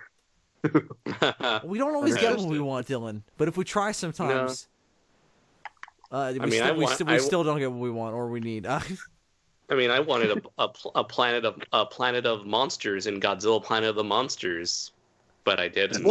Spoilers, goddamn. Yeah, I haven't. There's not even a chance that I'm going to be able to see that movie anytime soon. So, although I kind of gathered that from the trailer. But instead, you got a planet of plants. Yeah. Well, no, you got a planet of God's one monster and a couple mini dragons, and that's about it. Mm. Yeah. Anyway. All that hype about all these monsters appearing in the movie. No. Is everything plant-based like Godzilla is? Like, is this basically? As far as I know, yes. I saw a poster with some. Maybe it was fan made, but I saw some kind of art with other monsters though, and Anguirus and Rodan. That's the very beginning of the movie. For one single shot for each monster. Well, if that's supposed to be it, then I mean, Anguirus and Rodan appear to be somewhat normal. Can you show me those images? Because I don't recall seeing Rodan and Anguirus. I definitely recall the other four. If I know the image that you're talking about, Bill, I think that's just something that Shinji Nishikawa drew. Oh, well, maybe it's just like an interpretation then. But that's what I saw. So, because I recall seeing all four of them. They looked dinosaurian. Were they in silhouettes? No. Okay, then that's not from the movie itself, because all the other movie monsters that weren't Godzilla showed up at the beginning of the movie in a black silhouette that looked just like their movie incarnations, except for Dagara from Mothra 2, who was like slightly redesigned. Mm. And then did like four kids' voice show up and say, "Who's that Pokemon?" It sounds like that. We'll have to talk. We'll have to talk about that whenever they decide to release it here, or somebody. But leaks it. Anyways, you're not going to get what you want. Like I said, or at least I didn't get what I wanted. I never expect to anymore. I mean, ever since I found out what Godzilla was, I was like, "Oh, this isn't the movie that we were hoping for." Oh yeah, and also technically he's not a plant, nor is he an animal. I kind of gathered that there was some vagueness in there, so it certainly befits our style, I guess. So what's with the plant thing? Can we not talk about it, please? I want to watch. It's okay, because the movie doesn't talk about it. Oh, okay. David, he's not your lover. He's not your friend. He is something that you'll never understand. I didn't think that they would. I figured they would just be all explosions. Anyway, we'll talk about that another day, though. Okay. Is there anything else you guys want? No, other than I'm happy for Tsuburaya. Hooray for the artists to finally get their control over the creators to get their control over their own characters, and fuck some Pote-sans. And I hope 20 years of this shit. After 20 years of this bullshit, fuck Ultraman Millennium, fuck Ultraman Dark, fuck Ultraman Elite, and hope that Tsuburaya can now take full advantage with full control of their Ultraman brand to bring it into America, and so they can make more money. Well, all right, there you go. And also, fuck the police. Yeah. Coming straight, Just to add that on the end there. Coming straight from the underground. So, Andreas, that is the conclusion of the vague news? That is the conclusion of the vague news, my friend. All right, well, I shot you down from talking about Godzilla, so we could talk about more Godzilla. So no cryptid stuff this week. I didn't have anything real. I didn't really have anything in mind that wouldn't just be another commentary on another series. So I figured we could take a break from doing commentaries on cryptid stuff for now to do something that I said we would do a long time ago and we've never done. We did? Yeah, we in that I said like, oh, it would be cool if we did this, and then we just never did it. We're gonna use. What? To be fair, though, we say we're going to do lots of things. Yeah, exactly. But this is one of those things that we're going to do now, so it's a rare. And then we wind up doing a retrospective series about the things that we were going to do. Well, we won't have to do that this time, is what I'm saying. Did you ever finish that retrospective series? No, we're going to get back to it eventually. Yeah. We're going to have to do a retrospective series on the retrospective series. No, it hasn't been that long since we did one, so it's been like 2 or 3 months. Yeah, Wait, so Bill, what are we not going to do an audio commentary on Werewolf of Carl Place? No, we're not doing an audio. I already did that. We're going. Oh yeah, you did. I did. So we're gonna do a commentary. We're gonna do commentaries on. It's on really Ghost Skater. It's really far into this podcast already. So I think we're only going to get to do 2 at the maximum. We'll see. We'll see where we are at the end of this one. We'll see how we're feeling. But Hanna-Barbera Godzilla is something that I've never done an independent video on. We've talked about it a whole bunch.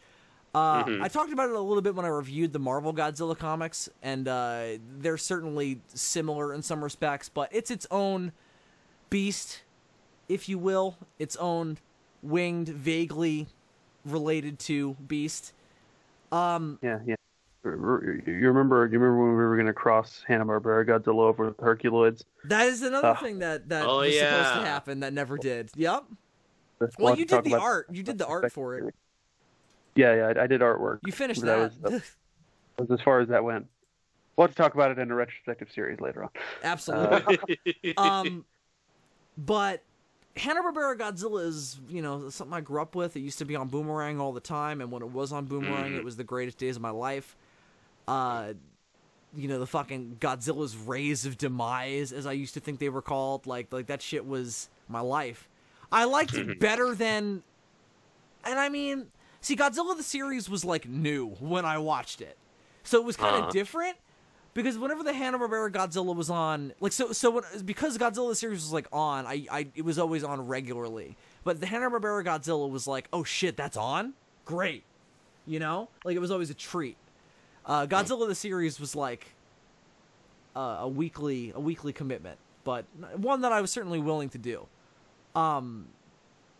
But this show, like I said, was a treat when I was a kid because it harkened back to the classic Godzilla design-wise and did it in a cartoon way. So, and for a time, and sort of still, it is the only thing to have done that. So, for a time, back when Bill was a man. I was still at that point. I was young, but I absolutely still was and am. So, what were your guys' exposure to it like as young, budding Godzilla fans? Did you guys all watch it on Boomerang? No, because I am actually older than you. I actually saw this before there was a Boomerang. But it was new. No, I said I saw this before it was on Boomerang. I saw this. I saw this on Cartoon Network when Cartoon Network was 1965. Back when the fucking King Kong show aired. Yep. Yeah. And let's see. I was first exposed to it back in the early days when Cartoon Network was like half original content, half a quarter Warner Brothers stuff, and a quarter Hanna-Barbera stuff. Was this that block that they had before it was Toonami? It was called like Action something, right? And they would have like this and like the Herculoids and other shit like that. Yeah, and they actually had these cool bumpers, and it was C. Martin what was his name? The one who unfortunately passed away last. C. Martin Croker. He animated some stuff for the bumpers for Godzilla. When it would like cut to commercial break and return from the commercials. And I'm about to share it with you guys. He actually slightly redesigned Hanna-Barbera Godzilla to give him the fins, the maple leaf fins, and the Godzilla roar. Oh wow, that's marvelous. Because I mean. That's talking about it now. I mean, that's probably the biggest thing going back to it, where you're like, "This is bullshit." Mm-hmm. Who was this homeless man screaming at this microphone? But yeah. Oh yeah, and you can hear the sound effect for the atomic breath, even though it's still in fire. Man, if only it actually was that. It would like. I have the vaguest of memories of shit like this because this was on when I was like 3. But like. Yeah. But like, yeah, I look at this shit and I'm like, man, this is going back to like very early it shit. Really that I must takes you back, doesn't it? This was back when the Powerhouse theme would play constantly throughout the early days of Cartoon Network. Bum bum bum bum bum bum bum bum bum bum bum, and then like da da da da da da da da da da da da. It was just that old school logo. Yeah. The checkerboard. I watched like a YouTube video a month or two back all about like the history of like Toonami and shit, and like I had memories that I didn't even remember having, like that were like stamped in some like dark corner of my reptile brain, and then I was like, oh my god. Yeah, I have that sometimes too. You'll see something from a movie or a TV show or a comic or a cartoon that you haven't watched in a long time, and you'll go, oh wow, I suddenly remember that because I'm looking at it. Like the neurons are being refired because I'm looking at the thing again. You mean like the Mandela effect? No, not really. No. Nothing It's about that. It's about having memories you actually did have. Because you watched the thing when you were young. I also had this when I went back and watched the Hanna-Barbera Godzilla cartoon, because you remember things differently. Like you interpret things a certain way and you use your imagination to fill in the gaps. And then when you go back to it, you're like, oh, that was it. I feel like that's all. There was nothing more to it. I had that with Power Rangers as well. Like it was this grand opera to me when I was young, and then I went back and I was like, oh yeah, this is Power Rangers, huh? Yeah, it's not the Mandela effect. It's the holy fucking shit, I'm getting old effect. Well, that, and you don't remember every fucking frame of it from when you were a kid, but you did see it, so like there is a familiarity there that just kind of gets rekindled. That it's kind of uncanny. You literally feel like you're being put back in the body you had at that point, Yeah. And so, because Cartoon Network was so like connected to like Hanna-Barbera, because they had access to Hanna-Barbera's old archives, like it was this weird time where like if you grew up in this like late 90s period and was watching Cartoon Network, you have like a bank of knowledge about cartoons from the 60s that like you knew everything about Scooby-Doo, fucking Top Cat, fucking everything. Fucking Wacky Races. Fucking Wacky Races. Fucking Jabberjaw. Magilla Gorilla. Wally Gator. Yeah, less so the shit, but also the shit. They were all there, huh?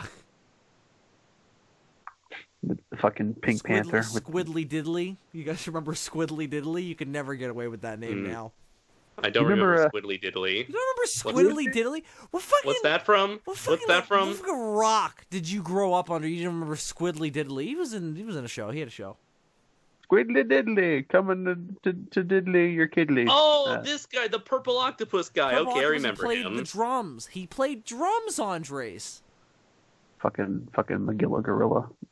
See, I remember the Snorks, but I don't remember Squiddly Diddly. Yeah, well, I don't remember. Fucking the Snorks were on Robot Chicken. Nobody's giving you credit for remembering the Snorks.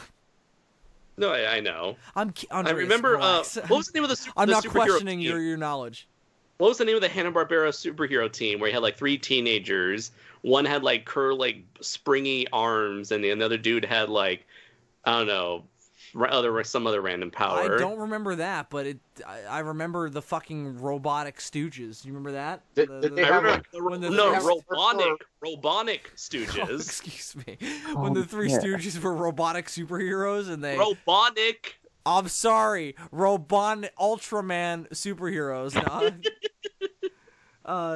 And they were like, it was creepy because they seemed to have been RoboCop style, like transformed into robotic cyborgs to They also survive. used to play a lot of. They also used to play a lot of Thundercats back in the day, and I'm like, did they also have access to Thundercats? I don't These remember that. these are the guys I remembered, but I can't remember their names. Oh, obviously Space Ghost, Johnny Quest is another huge one. Oh yeah. Both the original Oh, I series. do remember this. Okay, yep. There was both the original series of Johnny Quest, and then there was like do you remember like the New Adventures of Johnny Quest or I whatever it loved was the called? New Adventures of Johnny. It was all I never- gritty I and never- shit, and I he ne- was like, I there was a never- truck coming towards him, and he's like, oh no! And then it would cut. His father. Oh, it was called like, the Impossibles. That's what they were. They were the Impossibles. His father was missing. It was like The dog was more. The dog was more vicious. He had a little bit more of an attitude. When we were talking, you were talking before about like, names you can't get away with now. The yellow guy, he is Fluid Man. Oh fuck, Fluid Man! Hey man, listen, every man becomes Fluid Man at a certain time, you know. He can transform all or part of his body into water. He can become any fluid that Man. comes out of the human body. Any and all things, my dear boy. what sexuality is he? It depends All on right, the mood. so before we drag Man. this out anymore, so we can actually cover some of these cartoons we're going to have to talk over, gents, do you guys have the link that I sent you that will allow you to watch this cartoon that aired like so long ago that it's not easy to find? Yes, I have the list of all 26 episodes right in front of me. Here's what we're going to do. We're going to do it in order because we're going to come back to this. We're going to take breaks. We're going to come back to it whenever we don't feel like doing cryptid stuff. We're gonna do a couple Hanna-Barbera Godzillas. So we're gonna start at the beginning. And we're gonna do the first. Like I said, we're gonna try and get through the first two, and we'll see where we are at the end of this one, and we'll see how it's gonna go. Right. So the first episode is the Firebird. Or as I like to call it, not Rodan. Yeah, so a lot of these monsters in the first season are just kind of like, oh, that's supposed to be Baragon. That one's supposed to be Hedorah, the breeder beast, if you remember. Oh right. What was the voltage monster? That was one. The giant purple turtle that grows from electricity. Was that a turtle? It was a sea turtle. Oh, all right. We'll get there eventually. But yeah, there was a lot of attempt to kind of ape other Godzilla monsters. But I mean, let's talk about some other elements of this show right up front though. It's not your traditional Godzilla. No, it's like the public consciousness interpretation of Godzilla at the time. Based solely off the Showa films. Yeah, based on like the late the 70s. Your Godzilla versus Hedorah, your Godzilla versus Mechagodzilla, sure, definitely. Megalon, yeah, especially when Megalon was one of the most viewed. Yeah, Megalon was one of the biggest things in America, which is wild. Yeah, America and Germany, they were big fans of Megalon. Mm-hmm. This is also the introduction of a very important piece of Godzilla lore, which is Godzuki. Right, which is your sort of Godzuki has become sort of the iconic version in America of Godzilla's son. Right. When people refer to that character, they call him Godzuki. And it's just like, oh, he's not called that in the movie. Yeah, like my parents, when they watch like a Godzilla movie with me, they're like, "Where's Godzuki?" Or they look at Minya and they say, "Oh, is that Godzuki?" Yeah, well, sort of, except this one's even less related to him than Godzuki is, because Godzuki was always supposed to be Godzilla's nephew, not son. Right. They were trying to pull off a Scrappy 2. Right. That was always the idea there. Which is what was very popular with Hanna-Barbera. If they have something that works, they'll repeat it multiple times across other shows. Because they don't want the lead character to have had sex. That's why. Scooby-Doo can't have had sex, so Godzilla also cannot have had sex. I don't know. I don't know that Scrappy-Doo works. I think that's a stretch. No. He was easily the worst, but he's the most popular example. He is what do they call it? The cousin. He worked as well as Godzuki did, because the guy who put this show forth, was like, listen, Godzuki was the thing that really stuck with kids. So the reason the show became so popular, I think, lies partially with him, and the rest of it lies with it being Godzilla, and Godzilla was huge in America at this time. Also, do you think that while while Godzuki did play the role of Scrappy Doo, do you think he was also meant to be the Scooby Doo of this? You have a group of well, he was added there humans. to obviously soften Godzilla. I mean, yeah. You have to do something because it's Godzilla. I mean, they even in his most super heroic version, we talked about it. Godzilla's not protecting individual people. He's not Gamera. He you know, even then Gamera largely only protects children. He'll kill anybody and fucking and destroy anything to achieve his goal. And at the end of the day, and if more Japanese people live because of it, fine. But he doesn't care in the moment. But this Godzilla, if there's a bridge that's about to go down, he stops it. He lifts it up with his claws and he's like, "Oh no, people, get off the bridge." 2014 Godzilla, he's just going through that shit. That shit's in his way, it's out of his way. But Hanna-Barbera Godzilla was a cautious Godzilla. Because he was a cartoon.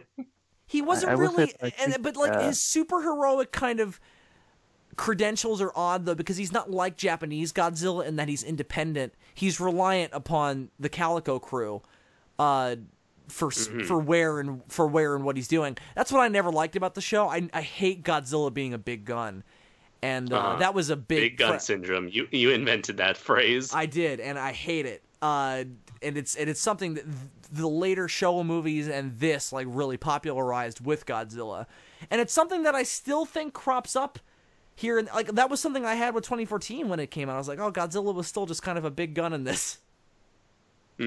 I don't like that approach to the character. I like him to have his kind of his own thing going.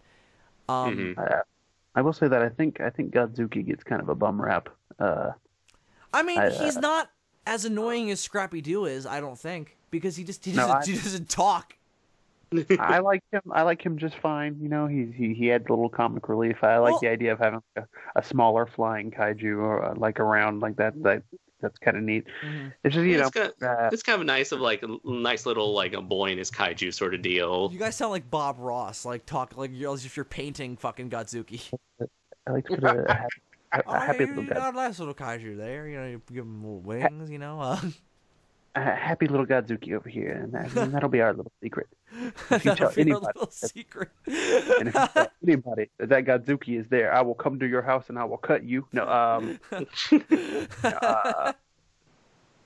but no, people in the fandom, people in the fandom sometimes make it seem like he's like. But people in the fandom sometimes make it seem like he's the fucking Jar Jar Binks of Godzilla, and I don't think so. You know. No, I mean I like him more than. Do I like him more than Minya? I mean, Son of Godzilla is a better movie than this show, but yeah, I think I do like Godzuki better than Minya. Godzuki does more. I always wanted my own Godzuki. I wanted to be like that kid. Well, ideally, you wanted to be Nick Totopoulos from Godzilla the series. That was every kid's dream who liked Godzilla. Realistically, it's a bit more inconvenient to have a giant monster than a giant, at least bear-sized monster. I see what you're like. It's like Godzuki's more manageable, sure. Yes, if giant monsters are threatening you on a daily basis, you want Zilla Jr. around. You don't want... True, yeah. Because, like, Hanna-Barbera Godzilla also... It's one of the things I like about Gamera the Brave, because I think every kaiju fan grows up with like this personal fantasy of like, oh, what if I have my own pet kaiju? Right. Gamera the Brave. That's why, that's why like stuff like Pokemon and Digimon were so popular. Mm-hmm.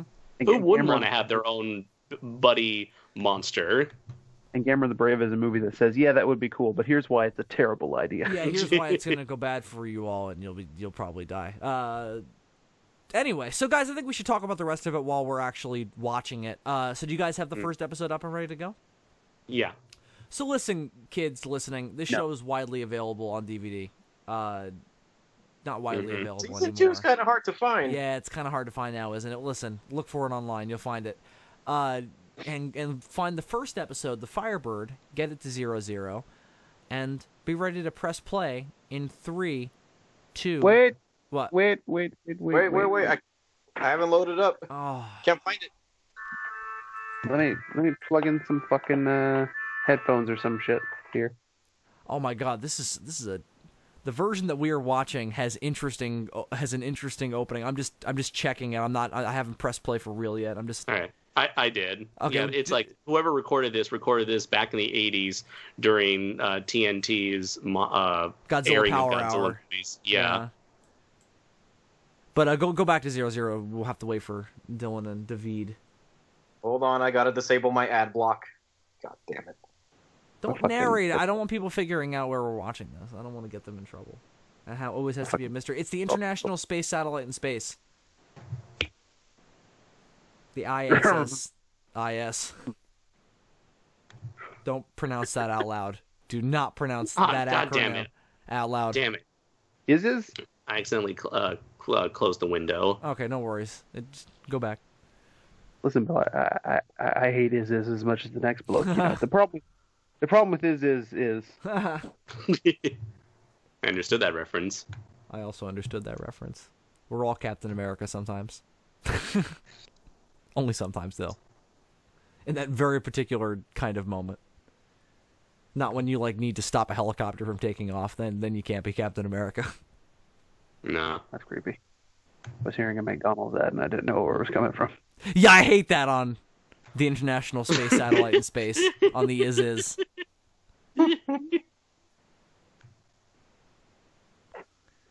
Jesus Christ, do you guys have it up yet? I mean, my God. I'm done. I'm like ready. I just started. I feel like a middle-aged woman waiting for her fucking husband to get his dick up. Like, Jesus God, I'm sitting here fucking...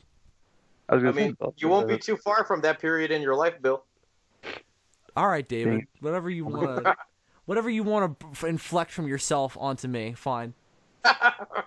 Listen, Dave. When Bill was a man, he... I got it done, all right? I get it done. Damn it. Do you have a... Dylan, are you looking at the thing? Not the thing. Not the thing. Are you looking at the link that I sent you for the Hanna-Barbera Godzilla cartoon? You mean the video player? Yeah, I'm looking at it. Great. I'm ready to go. I'm waiting on David. Great. I've been ready. I hate all of you in different and in varying ways, but and at different times. God hates us, everyone. He does. Press play in 3, 2, 1. Play.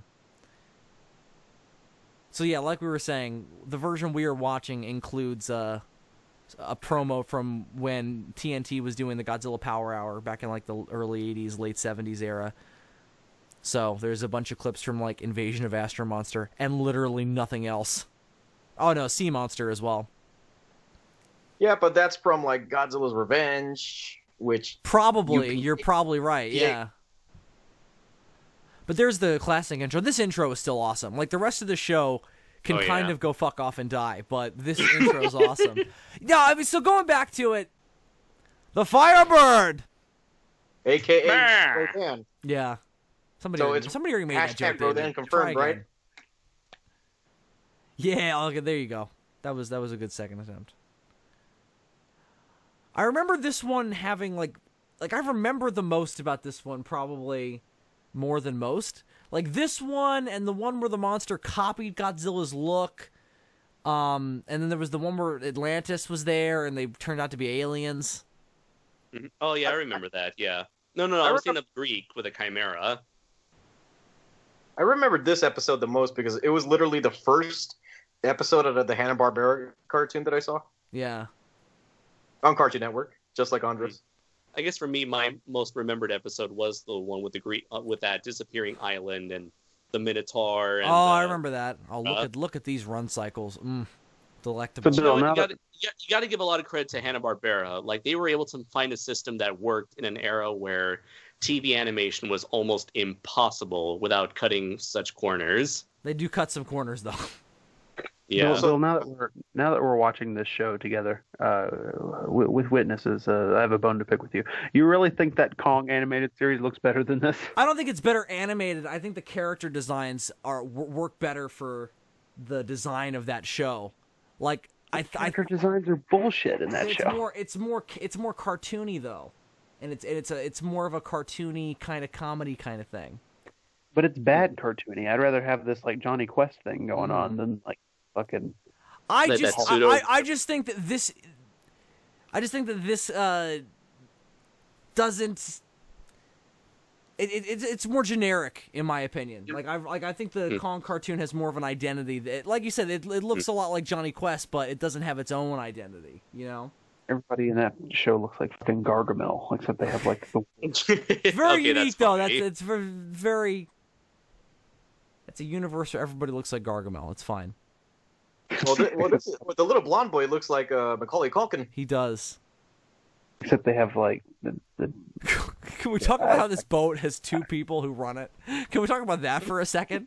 Like that's insanity. It's 3. No, Technically it's no, 3. no. It's Black 2. people are people too. No, it's 2. It's the captain and it's Brock. That's it. There's like the scientist lady and her nephew and Godzuki. They're all just fucking dead weight. You know, like they don't do shit. It's these 2. Like it's a very high tech boat, I'm sure, but it's still a boat. You need a crew. But that would be too much. That would be too much money for the animators, Bill. Man, this tidal wave, it's like, look, the water in front of it is totally normal, and the water in the background is, like, rising up. Even Godzuki's like, wait a minute, this doesn't look right. It makes no sense. That's a meme right there. That shot right there is a meme. Water! Let's call Godzilla! Let's call Godzilla to fight the tidal wave.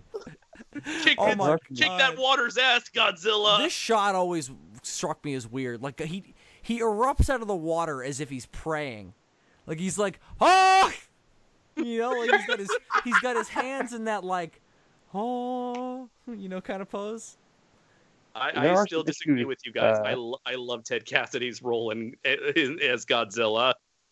Okay, let's pay attention to this shot right here. Did you guys just see how the massive size change of the boat? It was like, okay. Look at that! It changed. It changed from shot to shot. It's like the size of his hand there, and then it's like the size of his head in the next shot. And Godzilla's a completely different size there too. Yeah, that's the one thing that shifts a lot in this. That's really wild. They don't give a fuck. No, Godzuki also has been changing size a lot. Not as bad. It's not as noticeable though. Oh, the worst one was when he first climbed onto the boat, though. Suddenly he was like the size of the boat, but he was standing on the boat, and it was weird. Outside of the spines on this Godzilla, which don't even look like spines, they look like fucking. He looks like a character from Dragon Tales. But the actual, like, the face is really good. Like, I always loved that on this. Like, when I looked at this Godzilla, I was always like, he's super cartoony, but in the face, he's still Godzilla, and that's what's really important. And he's got the brows. The brows are important. Yeah. But I liked what the guy who produced this from the start said. He's like, listen, I like Godzilla. I wanted to bring as much of it as they would allow me to the show, but I could not have the main character destroying a city every episode. You know, which is what I wanted to do. God, I wish we could get like, I want like new interviews or a new like actual special features. I wish we could get him. I wish we could get like a Godzilla Hanna-Barbera like throwback short that's like the Japanese Godzilla. Like, we those kind of got that a bit with like Godzilla versus the Millennium Bug. Yeah, no, but I want like him fighting stuff and like. And you don't have to make it this show. You just maybe do something that's kind of a reference to this animation style, and you can make it more violent and everything. I don't know. I mean, oddly enough, in terms of animated Godzillas, this is still the most accurate. Yeah, like we were talking about before. I mean, that's why this always stood out to me. It was a treat because it was the closest thing to the Japanese Godzilla we had in animation. So a little info about how this came. Even now, when we have a Godzilla anime, this is oddly still more accurate to the source material. Seemingly so. But the little info about how this came about, though, the producers actually went to Henry G. Saperstein first. They didn't go to Toho directly. Henry G. Saperstein, the producer of War of the Gargantuas and many other American releases of Toho films. Okay, I thought that was EIP.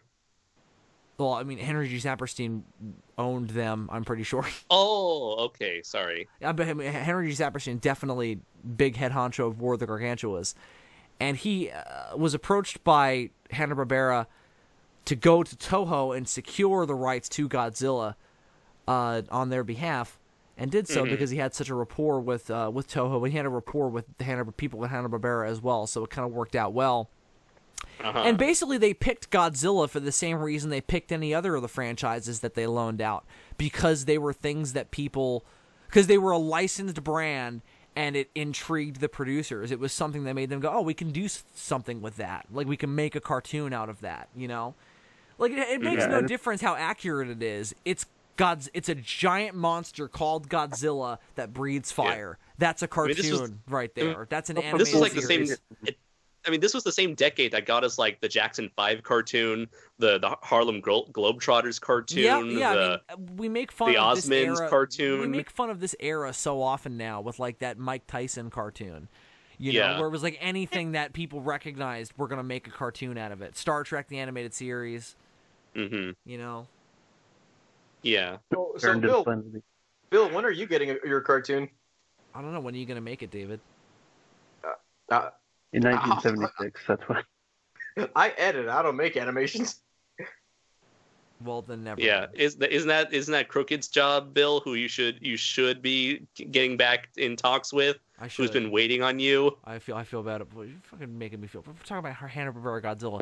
Listen, Andre, listen. Okay, eventually, Bill will talk to Crooked Lore in a retrospective video that will. Retrospectively explain to him what happened. How is it that I'm the only one who sees me getting my shit done? Because let's just you're in Japan. To do the animation. He works non-union anyway. Why? He's a giant fucking monster. Why wouldn't you want him with you? Yeah, like why would they like get that fucking thing out of here? Maybe it's because we were talking, but I wonder, was there a moment where the two guys were like, what the fuck is that? No, because they all know.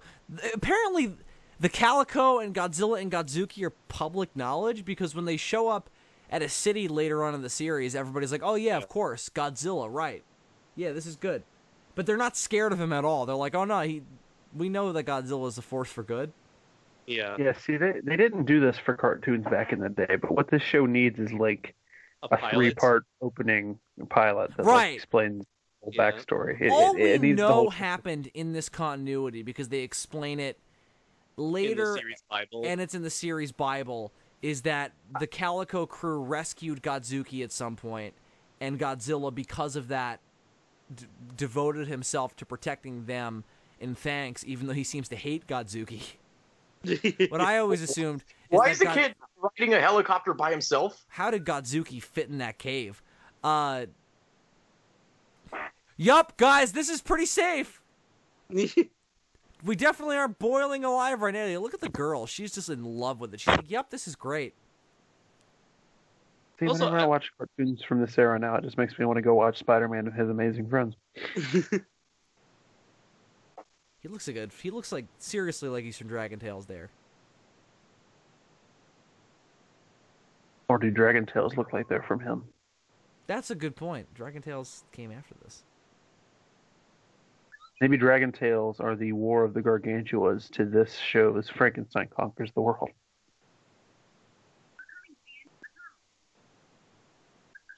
I love the facial expressions in this show. They're just so... They're not even melodramatic. Because they stay for so long, it's just like, all right, you going to feel anything else? Just that? Look at... Did you see Captain Majors on the left there? He was like, I don't know. I don't know how to feel about this. How is it that the monsters have more facial expressions than the people? Yeah, I mean, the Firebird and Godzilla both look pretty good. They're both. I guess that's where most of the budget went, just making the monsters more expressive and have more movement, more fluidity in their movement. So, Bill, for your animated series, do you want more expression on your face, or you want to just cut corners and keep your face static? If it looks like this, I'll feel very lucky. No, what you want, Dave, is you want to shoot for that early '60s speed racer type facial expression. You know, it's essentially a series of slides. You know, definitely do that. Oh look, we're watching Terror of Mechagodzilla. And after every sentence, you cut in Bill going, "Oh."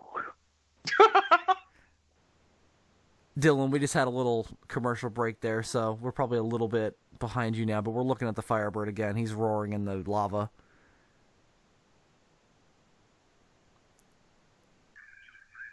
I don't know. I don't even know where He's I like, am or where you guys are. fucking idiots in your you fucking idiots in your science bullshit. Fucking, where's my gun? Nerds. Fucking nerds. Captain Majors, like, this is obviously... See, I would love, like, a backstory for Captain Majors, where at one point he was, like, a pirate type, where he was gun-toting and vicious. But now he's, like, a softer, like, you know, he's a boat captain, he takes his boat out on the weekends, but... You know, then, I'm a boat captain. Now he's taking scientists around with giant monsters, but at one time he was a cutthroat smuggler. With So a he's fucking... going Talk solo. about the roar of Rodan. I mean, the Firebird right here. Yeah, it's very screamy. It doesn't sound like a monster roar. It just sounds like Bill. It sounds whenever like he's pissed. I feel like it's... See, it sounds more like you, I feel like. Like, when you made that sound before, like, I feel like that was a... Yeah. No, Yeah. it sounds like it sounds like Cartman when he's like, "Ma'am, ma'am." See, is the Firebird the progenitor of Cartman then? Like, did Matt... Did those two guys fucking look at this? Look at this fucking shit. Look at Godzuki fucking flying, and this is wild. This is so fucking... That the Firebird is Cartman's dad, and that's why whenever he's like, "Ma'am." I love the Firebird was just like, yeah, I'm definitely not going to do anything about this, like, tiny nuisance that I could just swat down into the lava. I love how I feel like some people get to ride Godzuki and then everybody else has to run. Yeah. What you'd want to do ideally is put Godzuki at the back as a shield. Okay, we got to talk about this because this is an example of bad character design. Godzuki would never be able to fly. No, because he got some tiny ass wings, and he and I'm sorry, Godzuki, you need to hit the gym, bro. Like, fuck. Yeah, that was one of the Firebird, things you're Matt on Frank's redesigns fire. that I really liked. I mean, you know, Imagine if this was the one time where they that did was a summon really Godzilla. cool shot. Wow. I'm They had the Firebird not, in the background. They had Godzilla come up in front of the island. That's pretty cool. Yeah. We never could have gotten something like that in a Godzilla movie, or at least I don't remember anything like that. I'm not a shots like that in a few Godzilla films. With a monster in the background and him coming out of the water in the foreground. Hold on, let me think. I know there is a shot similar like that in one of the Showa films. Let me think. I cannot. You're more than welcome to try. Let me think. I'm also thinking. I've seen a few Godzilla movies in my time. Not remembering it. Just one or two. It would have been really hard to do that. You would have had to blue screen and do two different shots because you couldn't have them on the fucking water stage. Well, what about Godzilla versus the Sea Monster? He appeared. He was not in the ocean. No, he was it's not on the same. land. Yeah, and Ebirah doesn't. Ebirah doesn't erupt from the water in the foreground with Godzilla on the land in the background. There is some. Right. I will grant you. There is some cool. I keep forgetting that he has laser vision. Rays of demise, Andres. There's this one shot that I've always hated, and they recycle it all the time. It's the one where Godzilla's walking, but his head's like really small. Oh yeah. Yeah. God damn this mountain! He looks like he looks like a penis in that one shot. Godzuki's like, oh dear, oh gosh, oh dear me. Oh jeez, Rick. I think they're trying to portray scale by having his legs look bigger because they're closer to the foreground, but it just makes him look weird. How did Godzilla lose him? He's in the.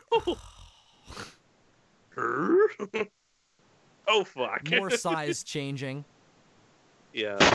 This is probably one of the better monster fights in this show that I remember as well. Like they're moving around and like actually interacting. Like that's good. You think people you think people would be more accepting of the laser eyes if they came out of his fucking back? Yeah, definitely.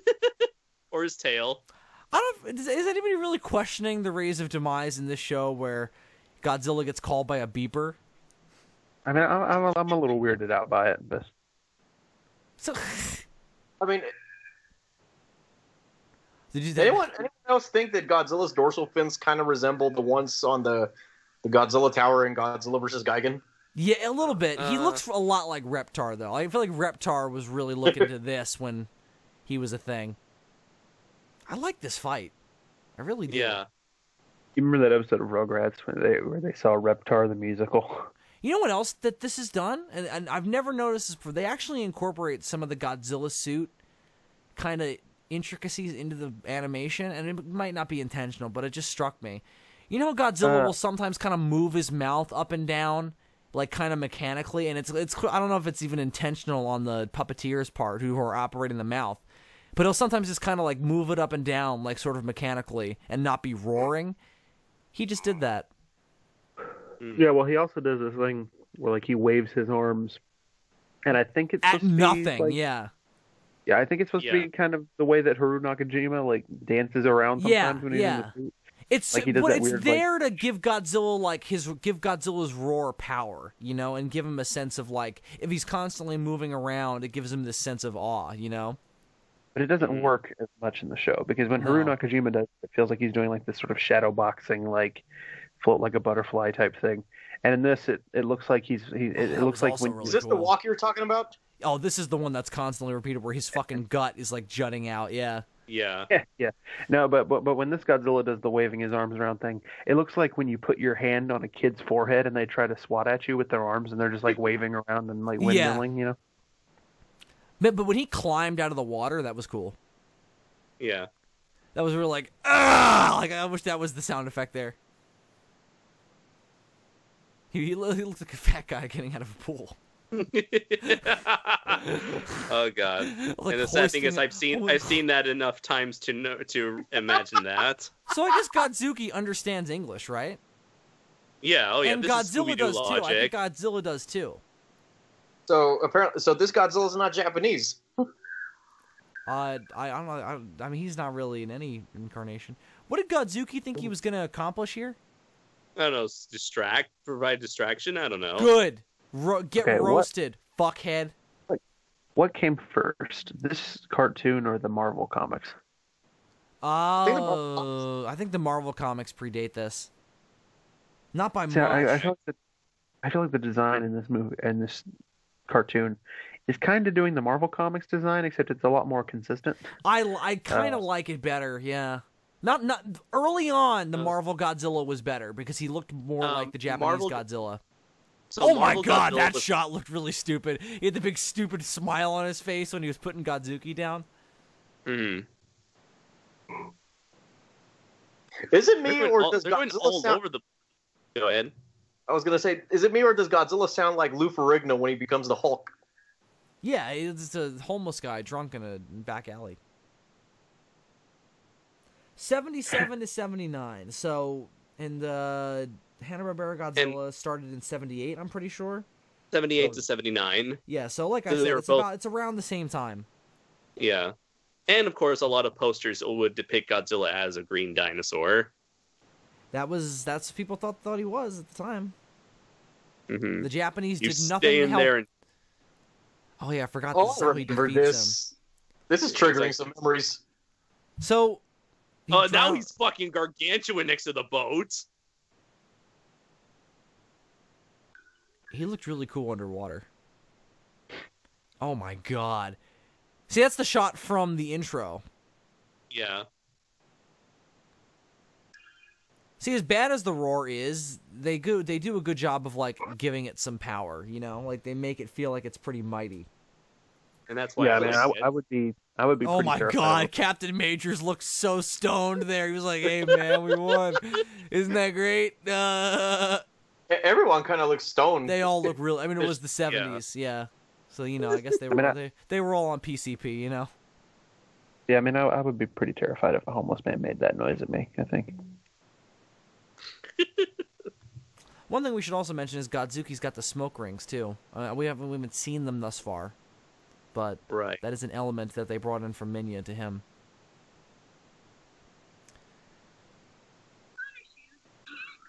So if Godzuki can understand English, why doesn't Godzilla just have a cell phone? Because this was the 70s.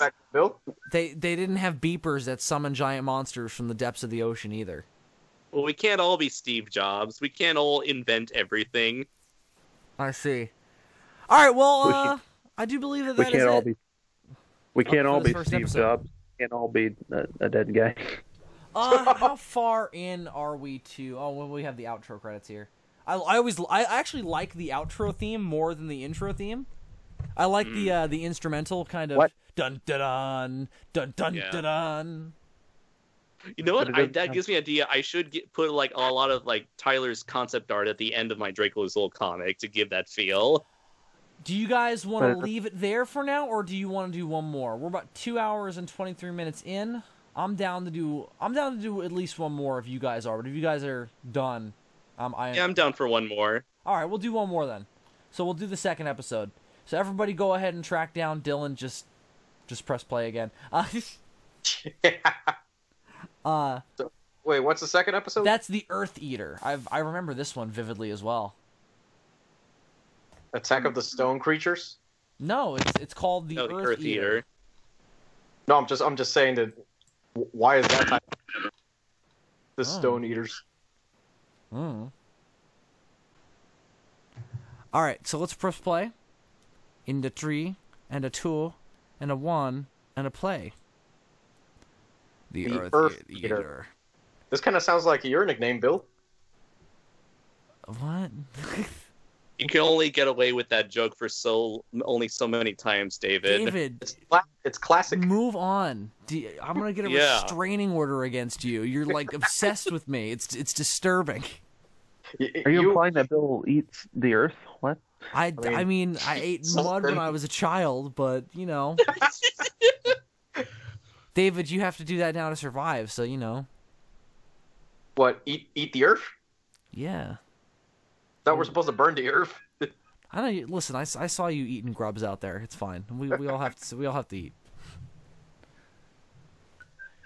So instantly, this would not be a kid's cartoon today. So buildings are gonna fall down. It's like what's gonna knock them down? A monster.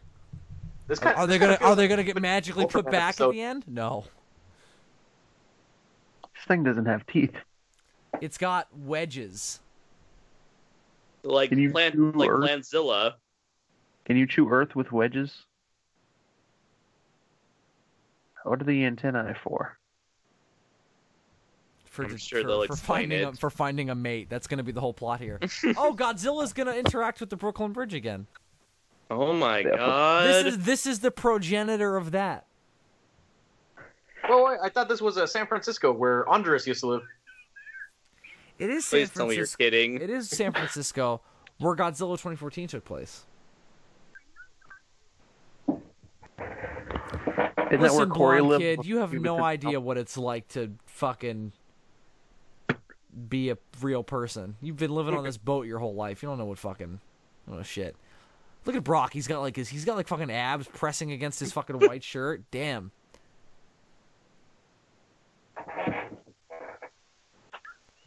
Animator was like, we're gonna make the first African American male heartthrob on a kids cartoon.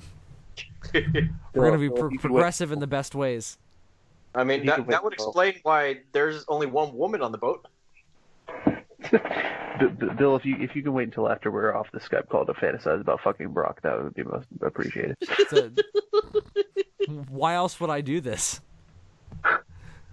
I want you guys to be involved. Whatever you say. Yeah, that giant boat can definitely go under there. You guys are so right. Yup. Good job. Probably. I guess it could. Do big, gigantic fucking boats like that go under the Golden Gate Bridge? Andres, you could answer that. I guess they can. I mean, I guess why not? It's probably high up enough. Magneto can move it out of the way. I know that there are boats that can go under. I'm just saying that big. Like it's not a small boat. Call Godzilla to destroy the bridge even more. So isn't Godzilla basically a slave here? Yeah, well, I mean, I wonder what his life is exactly. Like, what does he do except follow them around? How exactly do they call Godzilla with this fucking like beta capsule? Like, how does this work? It's a high frequency that recaptures Godzuki sounds. It's the same as in the fucking 90s cartoon, except it's sounds like the fucking bird calls from '84. I mean, it's the same principle. It's you make a noise that he's attracted to, and he'll come.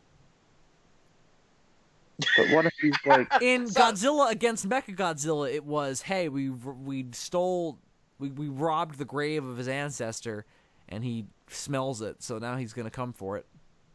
Can he like hear it no matter where he is? Holy shit! This is like science. No, I'm sorry. Architecture.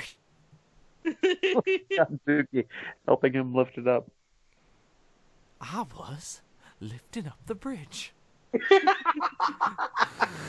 Thanks. Now our cars are stuck on this island on a fucking Alcatraz. What's up on Alcatraz? What the fuck?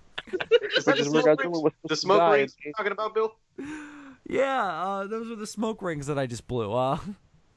That's really interesting, considering that Alcatraz is where Godzilla was supposed to die in the '80s. Yep, and he was also supposed to climb onto it in the 2014 film. Right. Back when he was not fighting the Mutos, but rather a pterodactyl and a 6-armed lizard. Yep.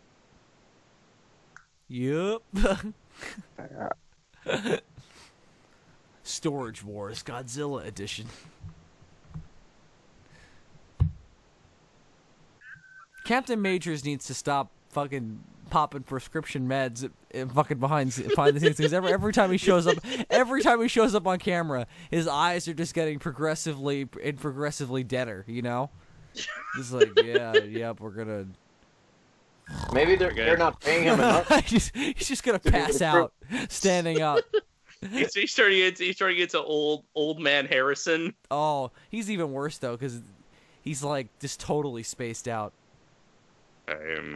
Alright, so there's a monster here, so and then every now and then he panics. He's like, he just like fucking spazzes out.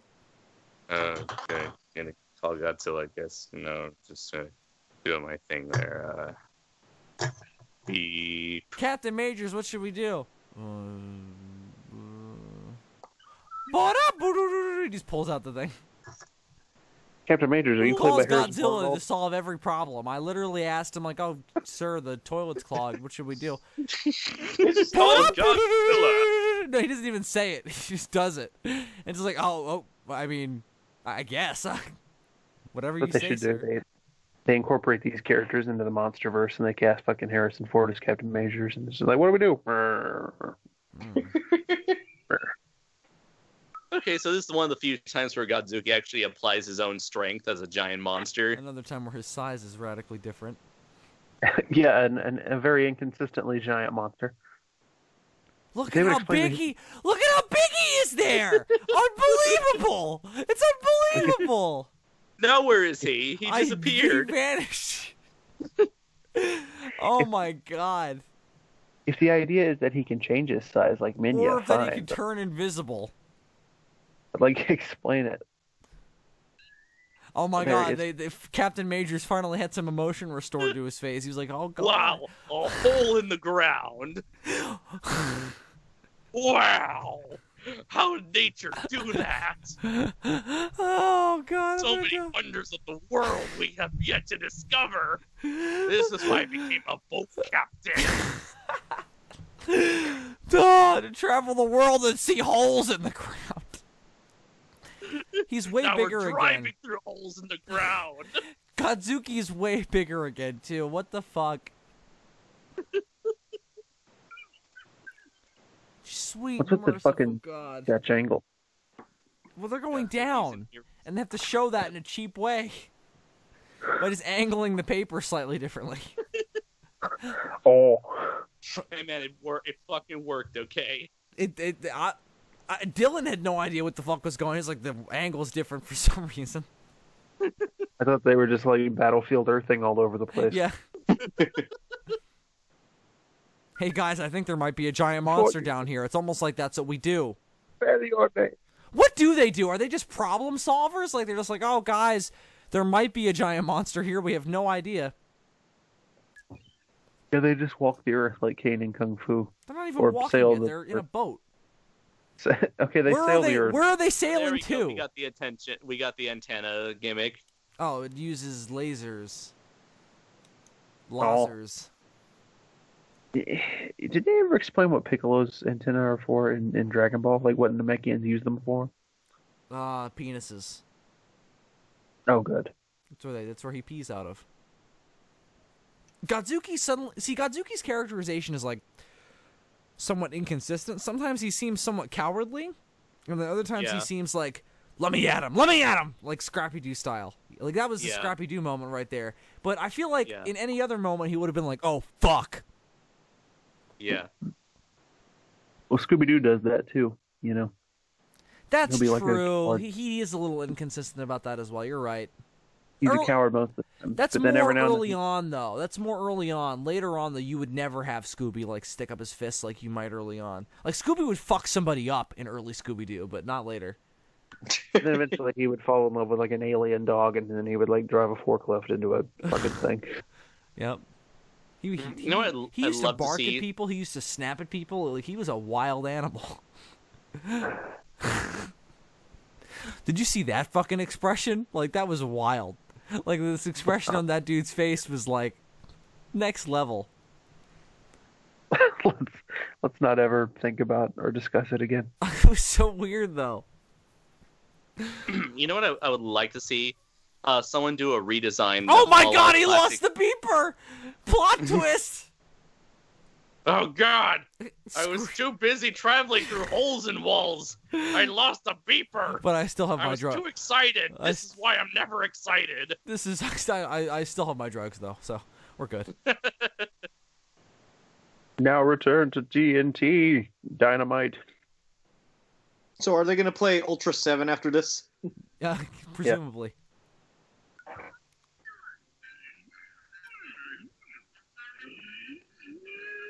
Imagine Godzuki just asked, I'll call him Godzilla. for a He price. could do this.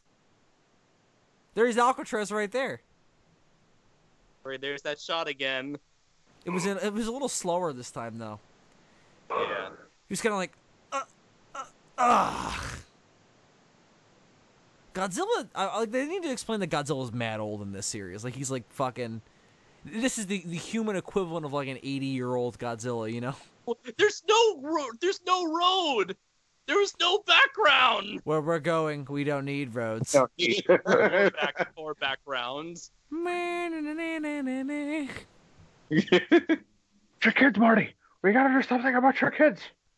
Oh jeez. We need Godzilla, Marty. We need to call Godzilla. What the hell's a Godzilla, Doc? I feel like 2 more movies, Marty.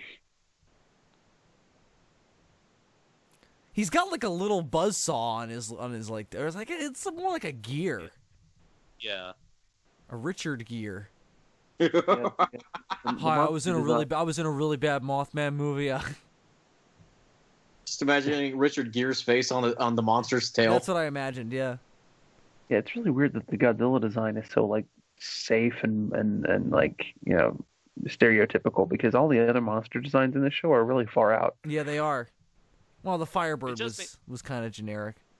It does make you want to see an artist like redesign all of Godzilla's classic monsters in the design of Hanna-Barbera. Yeah. Like that one, like this one particular image of a redesign of the Muto.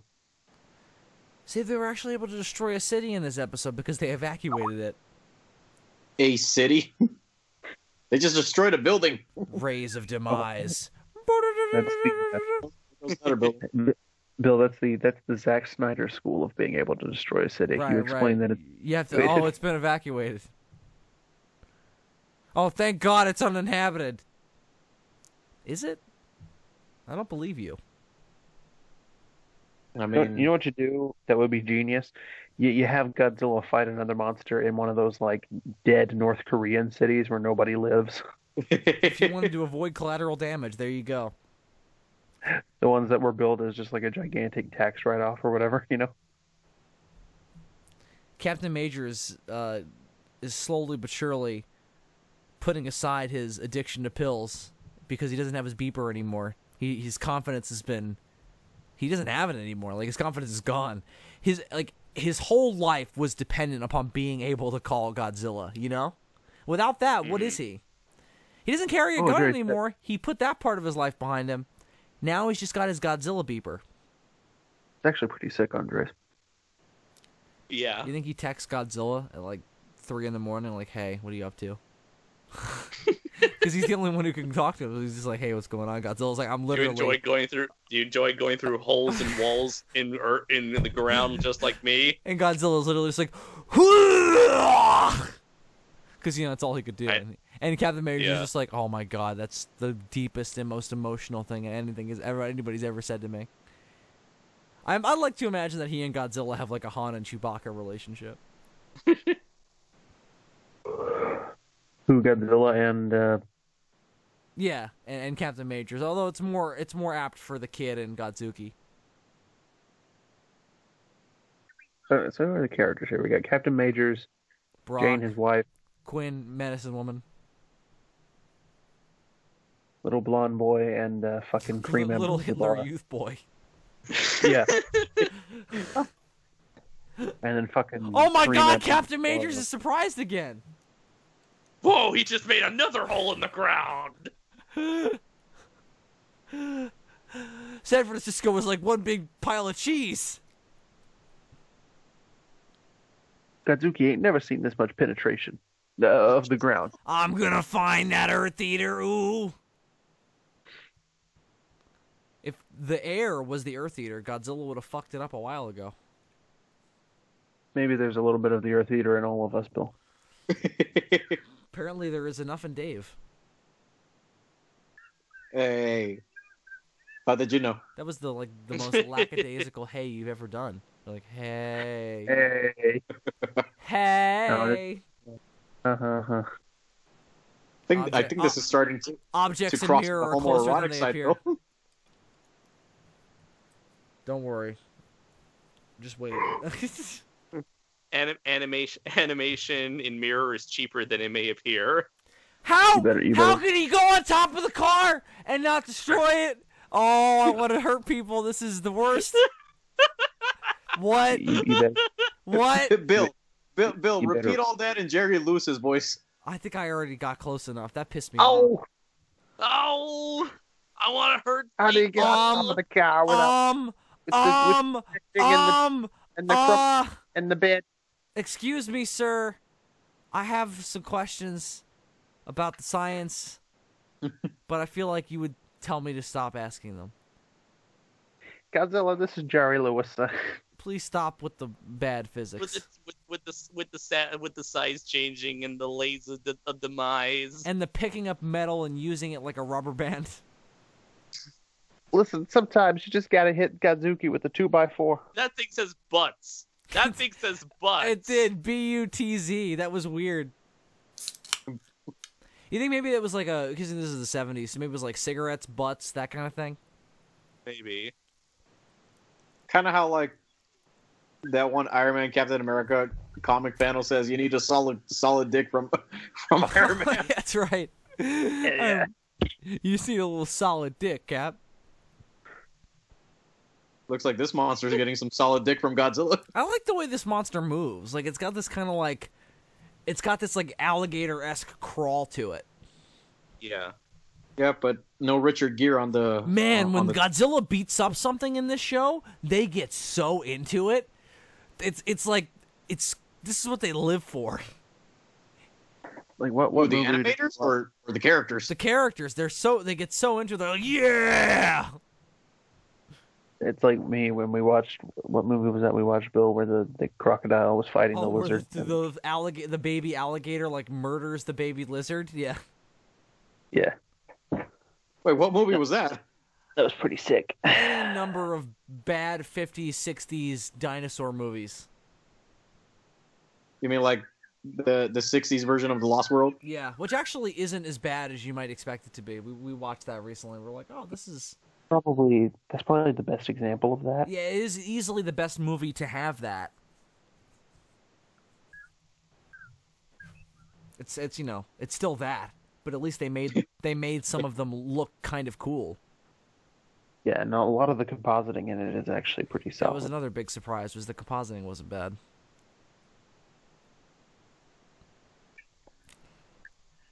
Although there's just always this hilarious thing of like, look, a Tyrannosaurus Rex, and it's a fucking iguana. Yeah. You're just like, no, sorry, that's not what that is. So how come this scene reminds me of Pacific Rim for some reason? How do you lose a monster? Yeah, like I feel like this whole episode has just been like, oh, well, we're driving around the city and going through holes. Like a typical Tuesday. If Godzilla can lift the building, if Godzilla can lift the bridge, I just don't see. Maybe I'm wrong. I don't know. There's those laser eyes again. I'm so in doubt of everything in my life. I can't even be sure about the structural soundness of the Golden Gate Bridge. Why did Godzilla do like a Batman twirl there? He was like, whoosh, and he came back around with his rays of demise.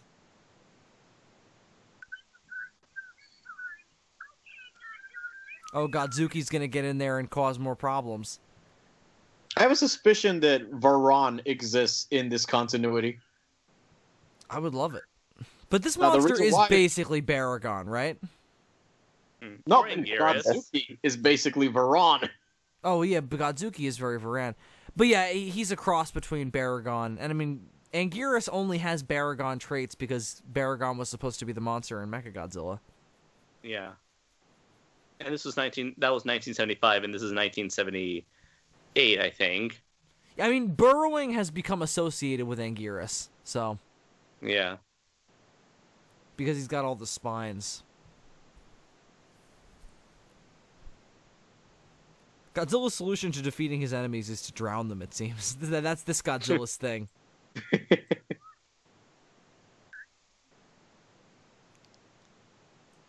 The one scientifically accurate thing, water beats dirt.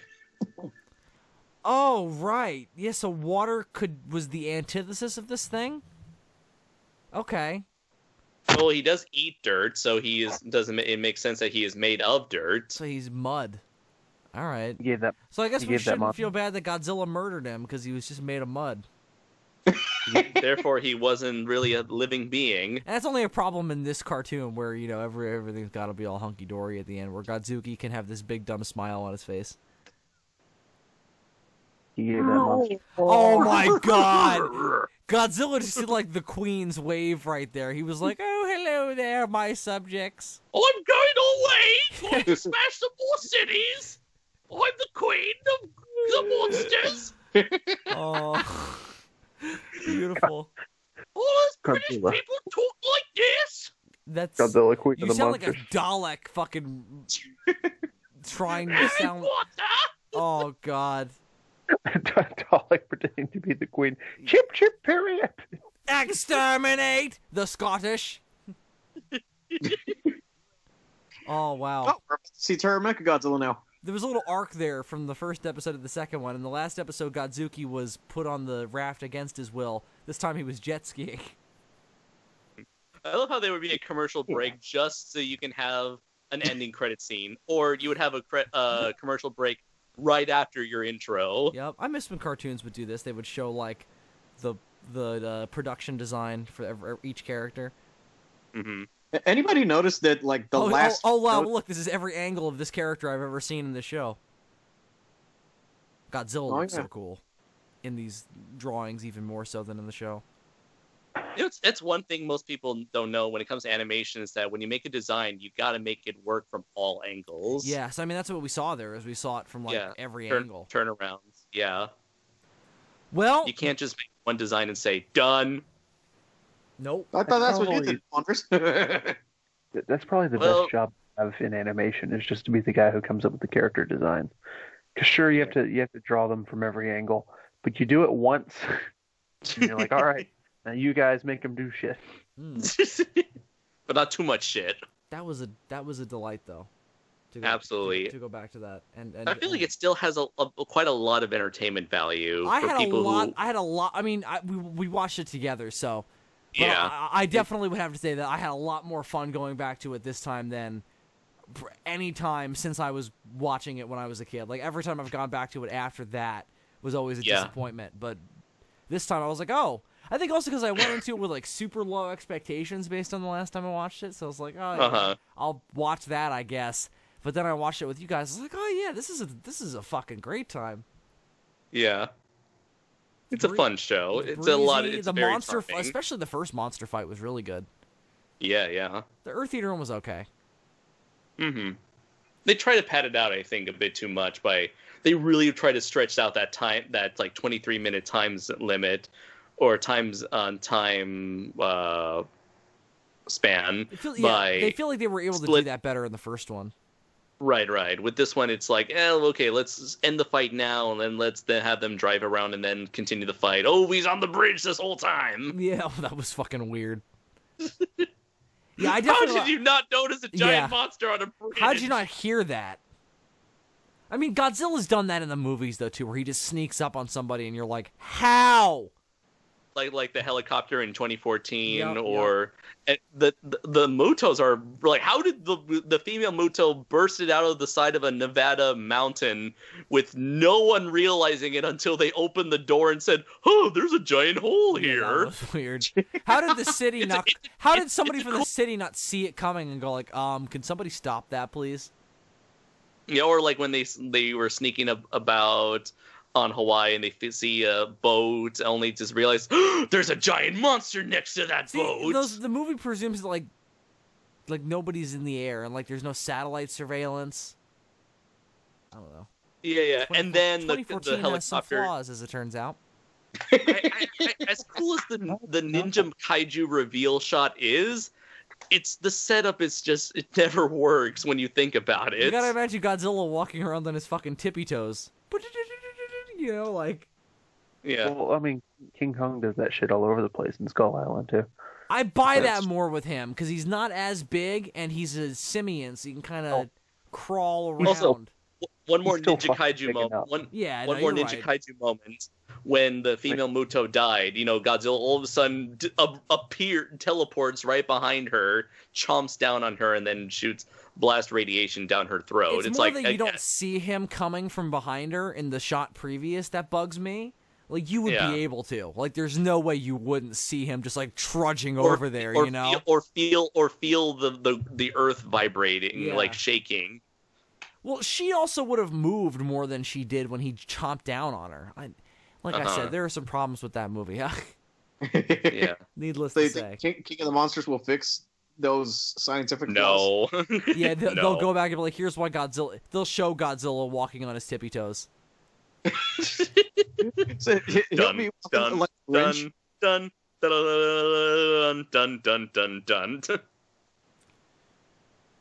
But anyway, so, yeah, that was the first 2 episodes of the Hanna-Barbera Godzilla. We hope you enjoyed as well. We're definitely going to come back to this in the future, whenever we feel like it. Future events such as these may happen once again in the future. Look forward to Godzilla getting shrunk. That happens. Microzilla. That's one of my favorite episodes.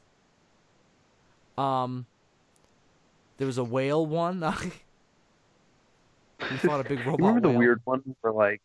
That weird one. Yep. No, they go to I remember this one being especially weird, where they go to like the bottom of the ocean and there's like a big bubble of water and like these electric monsters. You know what I'm talking about? Yes, I do remember that actually. There was a submarine in it, wasn't there? Like a bunch of people, and they were like, "Oh, Godzilla can't help us," and he did, and they were wrong, and they all felt bad about it. I kind of want a modern version of the show. We have a full movie. It's loosely based on that. It's not this. I mean, there's no Godzilla beeper. It is Godzilla following around a boat for the whole movie, though. So you're not wrong on that level. But I want the Godzilla beeper to come back. I want Captain Majors to be texting Godzilla late at night, talking about his hopes and dreams. I want Godzuki to be turned up as a fucking washed out child star and end up as a villain. That would be great. Godzilla ends up having to fight his own nephew, Kylo Ren style. I want Captain Majors to be played by fucking Jeff Goldblum, and whenever he summons Captain him, Majors should be played by Don Fry. No, because whenever he summons him with the little thing, he could be like, "Here comes my champion." And he who defeats my champion may earn his freedom. And that works with Godzilla because he is definitely a slave. But Godzilla loses here and there in a few movies, and you'll have Joe. He never loses outright, though. Yeah, but he loses one round, then comes back for the second. Yeah, but and I mean, boom, it's done. in Gamera's movies, though, he always loses the first round. Like Godzilla, sometimes he'll be like, "Yeah, fuck you," and then he'll be, "Yeah, fuck you twice." So you're saying in the case of Gamera, Jeff Goldblum would say, "My champion was defeated." I don't think that he would consider Gamera his champion. I think he'd be like warm-up material. He'd be the Korg, you know? Hey man, Wouldn't that, I'm about to become this giant spaceship and fly out of here. You want to come? I feel like he wouldn't be able to control Gamera, so he would use the melting stick on him. Yeah, he would definitely just resort to the melting stick. All right, guys. So that is going to do it for this week's episode of the Sons of Serizawa podcast. Does anybody else have anything they want to say before I stop recording? Let's see. I did my review for Godzilla Planet of the Monsters. You can check it out if you want to know my general thoughts about the movie. I do go into some minor spoilers, but it mostly pertains to like the first act of the movie when they're setting a lot of the stuff up that you don't see in the trailers. Other than that, I also recorded the latest episode of Audio Synchronicity, which is my podcast slash monthly live stream with Brayton Connor. You can check that out, where we cover some interesting topics and answer a lot of questions from the audience. Other than that, I forgot to mention this last time, but a lot of my Heisei Godzilla reviews were taken down by Toho because of the trailer footage I would add to the end of them. Yeah. I am planning on releasing them possibly in December, just to lead up to the review of Godzilla 98. I think that should be perfectly adequate.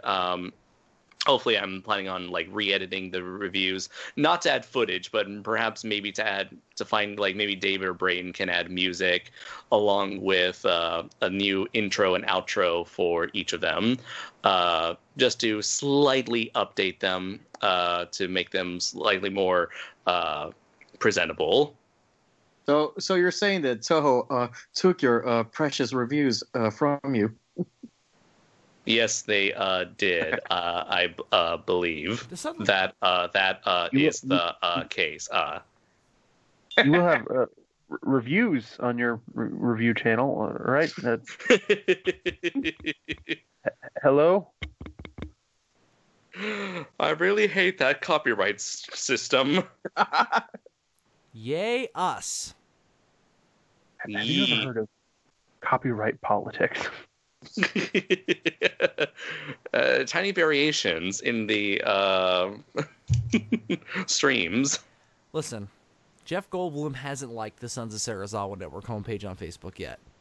But that doesn't mean that you shouldn't do it in waiting for him to do so. When Jeff Goldblum eventually does, you'll be there, and you'll be happy for it. So, is that our goal in life, to get Jeff Goldblum? Yes. What you say that like it's not yours?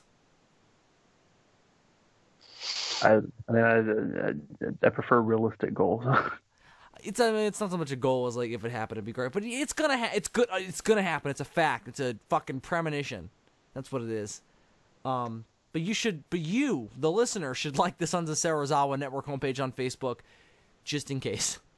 Or you should like the Bill Beams page. Or if you want to just follow all of our stuff as it gets put up, you can do that too. Don't follow the Bill Beams page. This is nonsense. David has problems in the brain that he has to work out on the internet with my face for some reason. The only way I can get any form of therapy is by creating Bill memes. Which I guess, as his friend, should make me feel good, but somehow I don't care. No, just... Everybody is dead. So you're saying you're going to put a copyright on your face, and I have to get permission? Oh, I could give you royalties.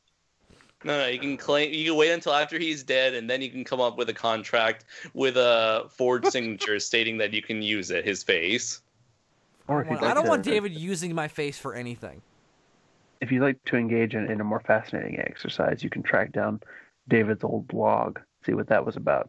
Well, I really don't care. There was only like 2 posts on that, and I just gave up. They're both political. David will talk about it. David will talk about it in a retrospective at some point. Yeah, he'll do a retrospective of the blogs. Yeah, it got too political. All right, guys. So that is going to do it for this week's episode. Until any and all things that bring us together again, David Joshua Hernandez was here for you. Yes, and I have a quote-unquote agreement with Bill that I could use his face in any international media. So verbal agreements are no good. You gotta force me to forge my signature. Wouldn't I be the one to forge your signature? Right. Or you could force me to sign something that, like, it'd be like that episode of Fresh Prince where fucking Will Smith is like, oh, I can tell your future by looking at your signature, and he has everybody do it, and then he gets to fill, and he's like, oh, Uncle Phil, let me give you this nice new fresh piece of paper, and it's like this permission slip. But you can't forge your own signature, right? Like, you can be tricked into signing something, or you can sign something under duress, but it's still your signature. Absolutely. I misspoke. Dylan McCandless, Super DM64, here to fucking make me drive a nail through my skull. We're working on it. It's a slow build. Andres Perez, aka Kajnor, he was also here. I am, yes, indeed. I am and have been and always will be Andres Perez, aka Kaiji Noir, the man who sets trends even if nobody follows them. And ladies and gentlemen, that's exactly the way it's been. See, I can change tag video, Andres. What? Except for that one fucking tag video where everyone suddenly followed the trend. Not everyone. No, you see, I didn't start that trend. I followed that trend because due to Super DM's, due to D-Man 1954. I feel who like who was following it from Monstrosities, dude. I should just break. Whoa! I know a way to break the trend now. The science. I mean, I considered not doing it and just being like, "Fuck it," but then I was like, "Yeah, fuck it, why not?" So instead of fucking it, you decided to fuck it. instead of saying "fuck it," I decided to say, "Fuck it." The science is sound.